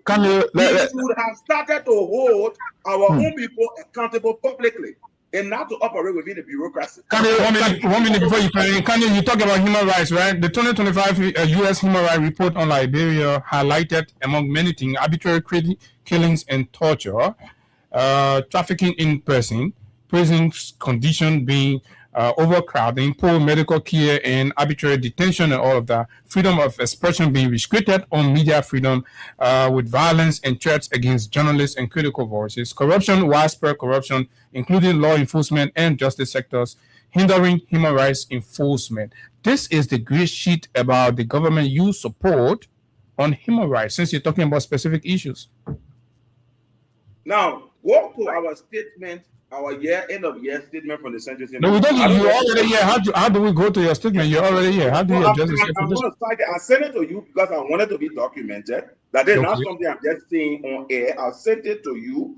It's in your bags as we speak, and I have it before me. On democratic governance and rule of law, we cite indices. We don't just take or generalizations. We say while rule of law remains resilient in the country, we offer recommendations to the government. What is our recommendation on democratic governance and rule of law? We say strengthen judicial performance by doing what? Expanding access to justice, court automation, reduce pretrial detention, improve coordination between justice and security institutions. That's addressing the challenges that we've seen in the sector, and that's why you did not talk about trafficking in person. You did not talk about arbitrary killings and torture. You did not speak about that as a centrist. What are the priority recommendations addressing? If you say that increase access to justice, if you say reduce pretrial detention, if you say that security institutions must do better in terms of addressing all of these challenges, what is it about? So you recognize these as challenges, right? You recognize these as challenges in the government from a human rights perspective. I just sent you the document. And you, as a centrist, you are boldly aligning with that violations. This is violations of human rights international laws. Abu, you're trying very hard to try to neutralize our centrist position, you are failing woefully. Because on the paper, you are failing to defend your centrist position because clearly is there, documented. This is not something we spend time as a steering committee putting this document together and agreeing that these are priority areas for the government to work on. Nobody should kid you that Liberia is 100%. And you still proudly, and I'll come back with this again, because you're not addressing yourself to this adequately, and you still proudly, as a quote-unquote centrism movement, you still probably align with administration. 1 minute. We are the only administration movement in the Republic. We are the only centrism movement in the Republic. We're not quote-unquote. This is the only centrism movement that's supposed to be in the center, mediating between two extremes. But it's only having meeting with government. You're only having meeting with government forces. When the last time you met with the opposition, any member of the opposition, to talk to them about your ideas and how we all can work together? That's what I do. When the last time you're always from one ministry to the other. I tell you, being a centrist does not mean that I don't have brothers everywhere. I'm a person who I do not allow my personal relationships to be influenced by my political association. So I socialize with everybody. Unity partisans, seditions are all my brothers and sisters. And I meet them off the camera. I meet them publicly, amongst other things. Jeff, Akaros, we talk, we exchange ideas. We differ on the approach and the issues. Those are informal conversations. We're talking about governance conversation, leadership issues, country issues. Are you saying that people are not important when it comes to governance? Is that what you're having informal conversation, personal last conversation with them. I'm talking about on the issues. As a centrist movement, you have here meeting with the vice president, you have here meeting with the president, you have here meeting with the FPRC man, you have here meeting with the Freeport and other people. Why are you not meeting Mr. Cummins as a political party? Why are you not meeting CDC as a political party? Let me give you an example. And look, we are a movement, we believe in balance. And we will offer the opportunity to everybody to engage with them. However, we will not go and put lava on the ground and compel you to engage with us. When we launched the movement in Monrovia in November of last year, we invited every major opposition actor. I spoke to Jangako, who is chairperson of the CDC, several times. He called me, he said, look, my man, we need to talk. I said, yes. I said, when I'm back in the country, we'll have the conversation. I came to Liberia. I called Janga, we arranged a meeting. Janga did not show up. Janga was invited to our launch. He did not come. I spoke to, how you call the guy? Musa Hassan Belete. We discussed our launch. We met and I and Jonathan Chelsea together. He said, I will be there. He didn't come. I spoke to Darren Taylor. The same thing. So people should not make it seem that we've made any effort to probably they do not feel protected in your space. They feel like you are carrying yourself more. 1 minute, can you? They do not feel protected in your space. They feel like you are carrying yourself more like an auxiliary of the government than a centrist. Because first you say, I'm not engaging with them. When I offer you evidence that I'm engaging with them, then you say they don't feel protected in my space. What if because protected? That means there's a problem with the way you are carrying yourself. It seems you're carrying yourself more as an auxiliary to the government or the ruling party. I think what I'm doing is good for the country. But if they elect not to engage, they should not place the burden on me for not engaging. Because I get my opportunity to engage. I reach out to them separately. Let's have a conversation. If they don't engage, if Jangako doesn't want to meet me now because I'm head of the centrist movement, I don't know how he plans to move the party forward. Because you must be able to speak to people who disagree with you. That's what leadership is all about. But if you have people who disagree with you because you feel that by being around them, I don't know, does he feel if he met me, the partisans will remove him? Is that why he's afraid to meet me? Okay, let's get to this, please. Can you confirm to the audience this video? Did you have a meeting with the National Lottery Authority, or were you a part of the consolidated strategic planning inputs? The meeting here by the National Lottery Authority on December 12th. Were you a part of that meeting, or this is an AI generated video? Look, I was on Spoon FM and I confirmed this a long time ago. I run two businesses. So I got let's set the tune from there. You ask a question. Let me respond, right? No, just yes or no. Were you a part of this, or is an AI generated? Question yes or no. I will respond to your question, and I'm the interviewee. You give me a chance to respond. I run 2 businesses, and most other things that I do in Liberia. I have a rule of law firm incorporated under the laws of Liberia, and I have a media and communications organization incorporated under the laws of Liberia. As a qualified Liberian with many years of experience and a professor at law, I consult for government and I consult in the private sector. I have done development work all my life, except for the 3 years that I spent at the LACC working for the CDC government. I was one of 2 consultants that helped to develop the strategic plan for the National Lottery Authority. And I was presenting that plan that we have worked on for a number of weeks at a meeting of senior staff of the National Lottery Authority. I've executed my mandate and I get paid for what I do. If your inference is that because I do qualitative work, then therefore, my credibility is shot, I think it's very faulty. That's not an argument you want to sustain. And I do work for a lot of organizations because I have the capacity to do so. Like I told you, I'm not a professional politician. I'm a professional who is engaged with politics. No. What it does is raises the question that you formed the centrism movement as a bargaining for these consultancy contracts. No, centrism does not do consultancy for government. Centrism is a civic political force. All the people that are on the centrism movement are individuals in their own right running businesses. G. Delano Bryant is an engineer. He runs an engineering company. He has ran his company many years before even the centrism movement was formed. All right, Mabu Dalewa runs Ditco on Randall Street, been there forever. She's on our steering committee. She didn't come to the centrism movement to go establish Ditco that has been a major business empire for many years. Why did James Collier resign from your movement? James Collier wasn't that a slap? Wasn't that a slap in the face?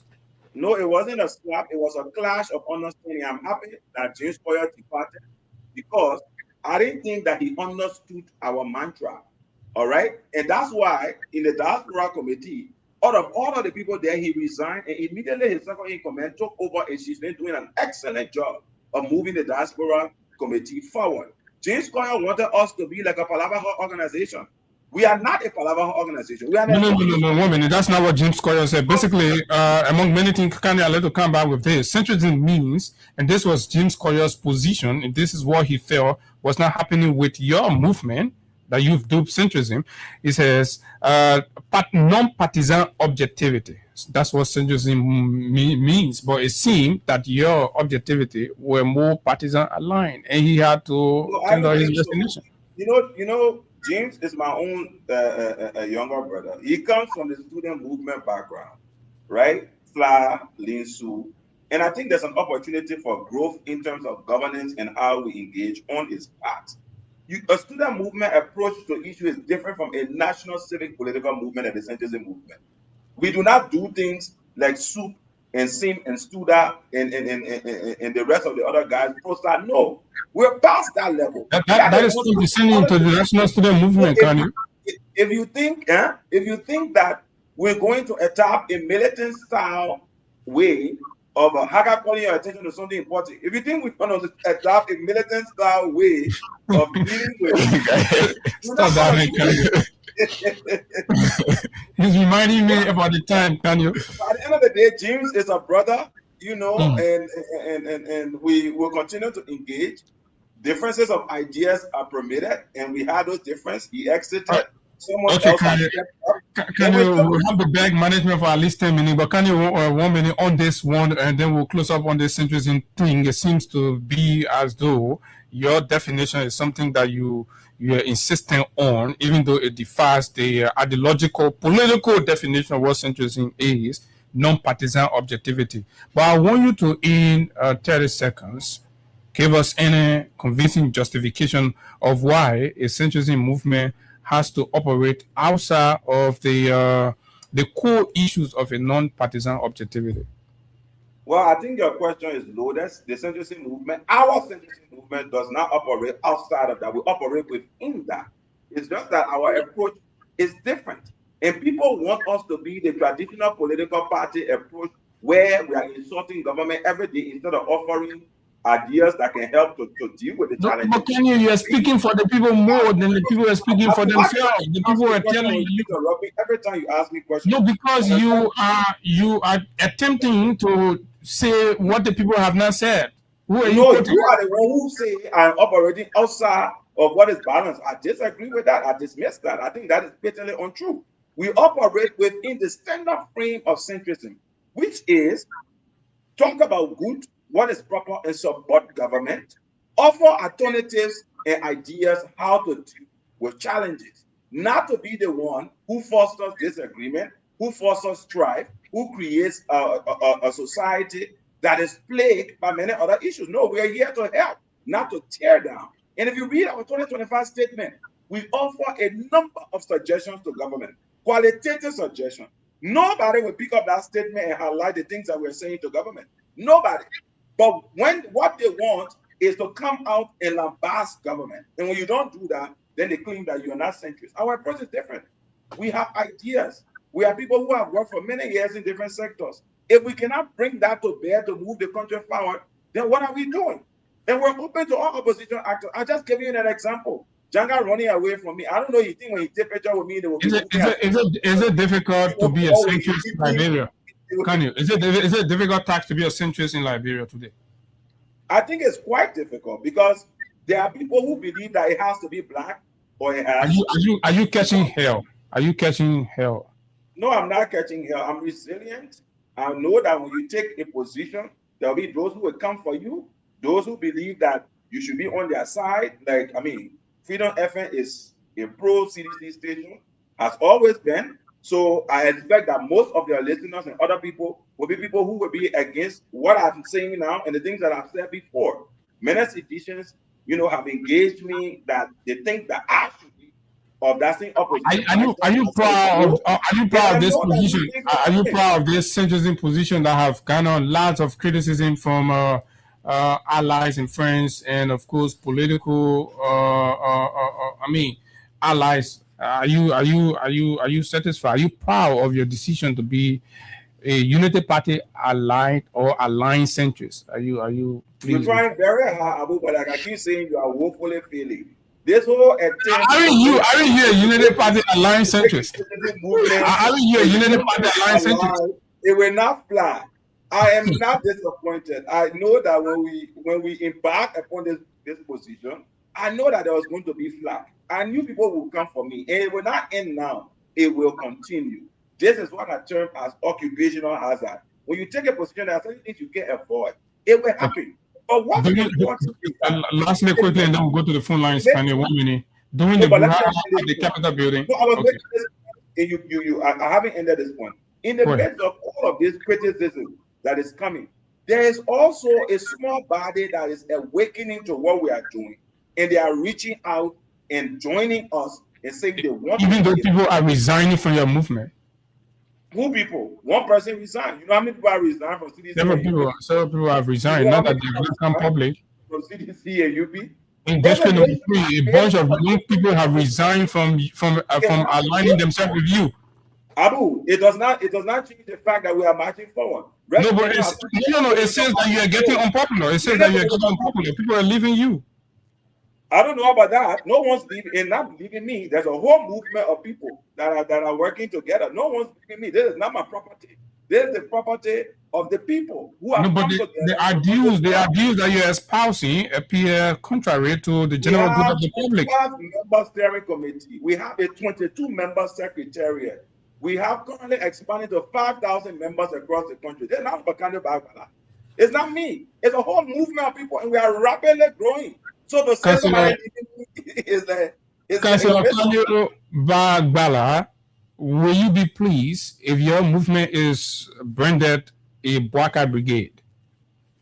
Well, it's not about my pleasure or not. It's about what we are doing, and we're committed to what we are doing. For me, there will always be all these things. UP Alive, Bwaka Brigade, Surrogate, just because we take the positions that we take. So we're not going to be sidetracked or distracted by that. Never. We're going to move forward. We have an. Thank you very much. 0776 104. Thank you very much. 0776 104 104. Plus 231-865-104. His name is Councillor Kanu Bagbala. And of course, he's been our guest right here, taking our questions on wide range of issues. Let's hear from you. Good morning. Good morning. Yeah, my son, I would thank you. Thank you so much for you and Ega. I show that particular interview without that carrier back that I made. Call your name now. You call your name. Identify yourself and please. Yeah, I'm happy. I just for your calling for the PhD community. Okay, do you have questions for him? Yeah, I got issues with him. Okay, go ahead. Barbara was the spokesman for CDC 2023. He joined the CDC after the 2023 election. That CDC has gained power. He was there to go and take that credit. But today, during the election, thinking that George Brown was going to win again. When you were spokesman for CDC. All right, thank you very much. You've made a point. Your time, Kanye will take note. Let's take never good morning. You gotta lower down the Good morning. No, she's speaking to your flip-flop. That's what she's asking about. She's agitated about. You that characterize my move as flip-flopping. No, that's what she thinks about it. But 1 minute, Kanye will come to you. Not me. It's the caller. Okay. 1 minute, Kanye. 1 minute. Never. Let's hear you. Thank you very much. Position, you call it flip-flopping. I think Kanye. Kanye, I'm sorry. Okay, I retract the statement. I was only trying to. I'm a serious man. Okay, Kanye will take it back. Let me progress now, my brother. Okay, let me progress. Can you never you lie? You got concern with you. You're not come here and come insult my person. Can I attempt to insult me? I would accept it. You being the captain spokesperson, and he said from the beginning they were taking the discussion here or your colleague or other kind, but you were not giving a dime. But you were the captain spokesperson at the time. So can you try to tell us that today you will work out? Take tomorrow, but can I give you a dime? You going into another direction? Okay, thank you very much. Let's talk to Musa Brown from the diaspora. Musa, morning. Hey, good morning, Abu, and good morning, Hagar. Morning. And good morning to my junior brother, Councillor Kanu Bagbala. Call the man is Councillor Kanu Bagbala, man. Forget about that junior brother thing. Call the man Councillor Kanu Bagbala. Yeah. Councillor Kanu Bagbala. Look, let me say something. Can you continue to flip-flop? It is just a shame, Can you again, like I said, I will not entertain any insult against my person. No, he will never. Please, no. We cannot. He nobody is going to insult your person. He's only describing a sign description. I will not sit on a public platform Musa, to make your point, just take that word back because we want to keep Kanye. We don't want Kanye to go. We'll have the last conversation. He needs to retract that statement if he wants to continue to engage with me. No, you gotta retract. Just retract the flip. If you want to engage with me, you retract. You don't have to talk to me, my brother. That is okay. But this is the same Kanu Bagbala after the Ashford case. I didn't hear the retraction, my man. He has retracted. He said it's okay. He has retracted that. What's okay? So can you keep you think a serious guy that will sit down here for somebody to come pick up phone and just insult my person? Joking. This is the same Kanu that a 14-year-old girl was raped by a deputy minister from the public from Youth and Sport. Kanu, the center did not come out to say anything. This is the same Kanu. Before even Kanu founded the century, Kanu aligned himself with government. President Joseph Boakai has a series of meetings. All right, thank you very much. Thank you very much. Musa. Let's talk to somebody else, please. Time. Good morning. Good morning. Hello. Good morning, Abu. Good morning, sir. Your name? Where are you calling from? You want to hold on?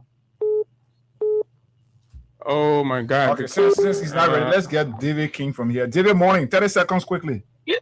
Good morning, Abu, and good morning to Ega and Dalo Kanu. Kanu, since you started your androcentrism movement or whatever you call it, this is my first time having interaction with you.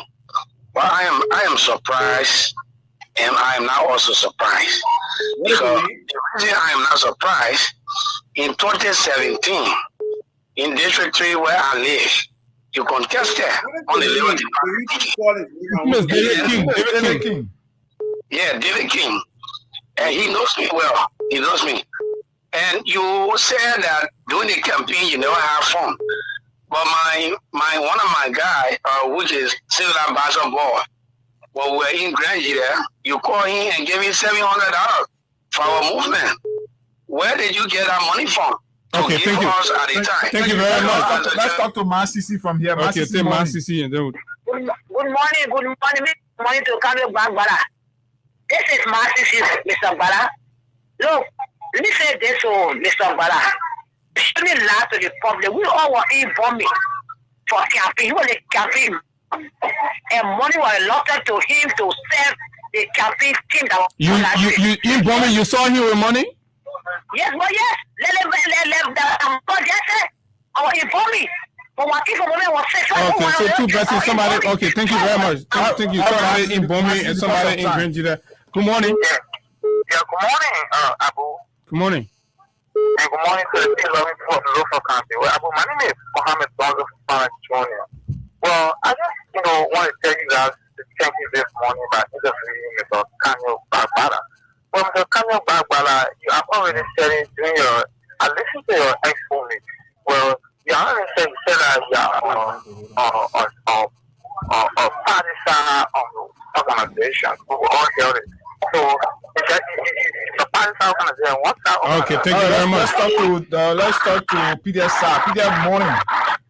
Good morning, here guys. Good morning, Abu. I want to say thank you for your conversation and money. Because of time, I have a series of questions, but I will just, quick. 30 seconds you've got. Just one question, okay, please.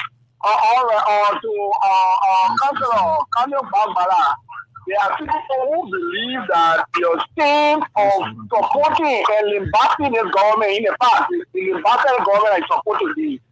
And now that you have come to support it, people believe that it is,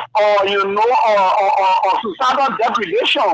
Okay. How will you recognize that? Morning. Good morning. Morning. No, Abu. What is your name? I'm Dwell Crusoe. Okay, let me civilize, please. Go ahead. Okay. You know what happened to Genghis Khan? Thank you. Okay, let's talk to this person from the WhatsApp line. Morning. After that, I'll take one more. Morning, Abu. Morning. I'm Alex Korea, joining from Neva District 7. Okay, go ahead. Go ahead, Alex. Thank you for having me on your platform this morning. So let me quickly applaud the councillor this morning, and also I want to ask a question. In our several issues during the region of the CDC. So he mentioned about he played key role at the position he occupies, that today that the Liberian people are benefiting from, they are enjoying. So my question to the councillor this morning, I he sometimes acknowledged that the Unity Party, he sometimes acknowledged the Unity Party people that as CDC administration, he did extremely well. I'm one of those who can testify to it. Go ahead with your question, my friend. Senator Zopino for granted that he said everything that CDC did in a region, it was wrong. And Councilor Bala said, in one person who is patriotic, but you're not speaking the fact. You're not taking the side of Unity. All right, thank you. Let's take the last person. Let's talk to this person finally from this side. Morning. Good morning, Abu. My name is Abba Sherry, and I'm going for Zimbabwe. Go ahead. Number one, what the work of Central? Number one, Central is that there to propagate the bullet of the government. I think he addressed that. And the second move, I want to know what are the Central is the better driven Central for him. Thank you. Okay, thank you very much. And those are the views. We can't take all of the calls. The calls are in the numbers. Of course, we have to go because of time. So, Councillor Bala, you've listened to Liberians. These are unfiltered opinions from the ordinary masses as to what they make of where you stand currently and all of that. How do you address yourself to the concerns? Well, thank you, Abu Hagan. I take everything that has come in good faith. In fact, the reason I'm here is because I know that Freedom FM is an ideological hotbed of the CDC, and those that are in the opposition, that close to 95% of their listeners and callers are citizens and people who are in the No, they were independents that call. They were independent Liberians that call. May I continue? And I believe that I wanted to set that record straight because you're indicting our I'm not indicting you. That's not based on you. I did my independent. It's not based on no, I just wanted the public to know that we have independents that equally follow us. Abu, but how will I respond when you keep interrupting me? No, I give you time to respond. Go ahead. I just want to set the record straight, please. But let me go ahead now, and I will repeat because you've been hijacking me. Based on my independent assessment, the Freedom FM is the ideological hotbed of the opposition, and majority of your listeners and callers are citizens. And that's why I decided to come to your platform. Hey, you're just democratic. Go ahead. You cannot just speak to people who agree with you. You must also speak to people who disagree with you. Let them understand where you come from. Even if they don't accept it, give them an opportunity to hear where you come from. And that's why I believe having this conversation with you is very good, and I appreciate it. And I take every feedback in good faith. Just a few things to respond to. The money issue, all right? Look, I have cited an OK will come and deny for propaganda purposes, but 3 weeks into the campaign, I took KOK for a meeting at the CDC campaign headquarters. And I put him in a meeting with Honorable Len Eugene Nangbe. When KOK engaged me as spokesperson and head of media, that there was very little support going to entities that were doing great work supporting the CDC. I told him that. And I said, it's not my fault that 3 weeks into the campaign, no money is available. And if KOK is somebody who will stand by the truth, he will vouch that this meeting happened 3 weeks into the campaign. And is it also true that you transfer 700 to somebody in Grenjide? Entities that are supporting the CDC like you are not receiving a dime, and you were also this one. But again, we are in a political theater, so people will not acknowledge that. So for somebody to come here and say, I was sharing 700 in Bomi, when we even went to Bomi, a dime and not meant this. No, 700 in Grenjide. You forwarded 700 to the name of Grenjide. I've dealt with that money issue, and I will not go there, right? My point I was trying to make about the slow disbursement of cash in the campaign is that we took it upon ourselves to do what we had to do before even money became available. That is no, can you? You're changing the narrative. Can you? You're saying no. 1 minute, can you? This is information. This is information. You said there was disbursement. No, but can you now? Come on. There was slow disbursement, but initially you said there was no money available. You are the interviewer. You got a platform where I go, you can say everything you want to say. But I'm here, the little time I have, you're not even giving me the chance to say what I have to say. All right. You have all the time. 1 minute. KOK can go to church. He just got married in one church. If he himself know he attended that meeting, I challenge him to come say that lie. And he was in church recently, but it happened because of the fact of the matter. Anyway, let's leave that point this name. Somebody asked about me supporting the president as societal degradation. Look, people need to move beyond the president and think about the country. Today, it is President Boakai. Tomorrow, it could be anybody else. For more than 100 plus years, 170 years, this country has been inching along in development, not moving and galloping as we want it to be. We need to get to a point where it's not about who leads, but it's about the good things that can happen. Inclusivity. Let's bring everybody together with skills and give them opportunity. It's one of the things we've advanced to the president. That look, whether it's CDC or UP or anybody, if young people have skills and they are yearning to serve their country in different places, give them those opportunities. That is a question coming, right? And I think the president is listening to that, because when we last met him, he said to all of us who met him, he said, look, this is not just about UP and UP partisans. Yes, I mean, politically, we will give opportunities at the political level to those who are there, who share our ideology. But the opportunities we are creating is for Liberians. That's why we are building a football academy in Bon County. That's why he said even though no opposition figures are being dismissed from the government, can you? Have you raised that up with the president?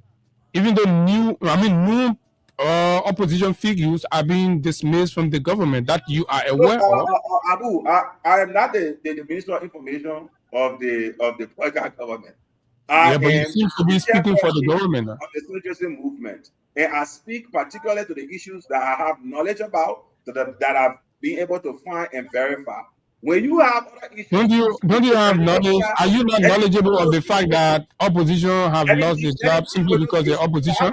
I'm speaking to my certain knowledge about my engagement with President Boakai and the assurances that he has given some of us about where he wants to take this country under his leadership. Now, Alex asked me something, right? Look, government is about continuity. No one government or leadership will develop this country because that's why we have constitutional term limits. At the end of the day, somebody else will come. And that person will have to build upon the foundation set by their predecessor. We have to be open to the possibility that government will always change, but we should want the best for our country. That is what centrism is all about. And we are not so much so allied with the UP to the exclusion of the opposition. But the opposition are you disowning your friends? When Jangakoa continues to run away from me because he's afraid that if he's seen with me, sedition will call for his removal, how do you engage with the biggest opposition party in the country? But it's the same people who will go and say that, look, you're not engaging with the CDC, you are pro-UP. So let's with charity. Thank you, Kanye. Call other opposition actors to book. Let them not just malign other people's character. Let us engage proactively. And I will be in the country on the weekend, and next week, I will be making the rounds again, consolidating the centrist position. We will again reach out to members of the opposition. And if they want to sit down with us, so we run into conversation that can move the country forward, we'll engage.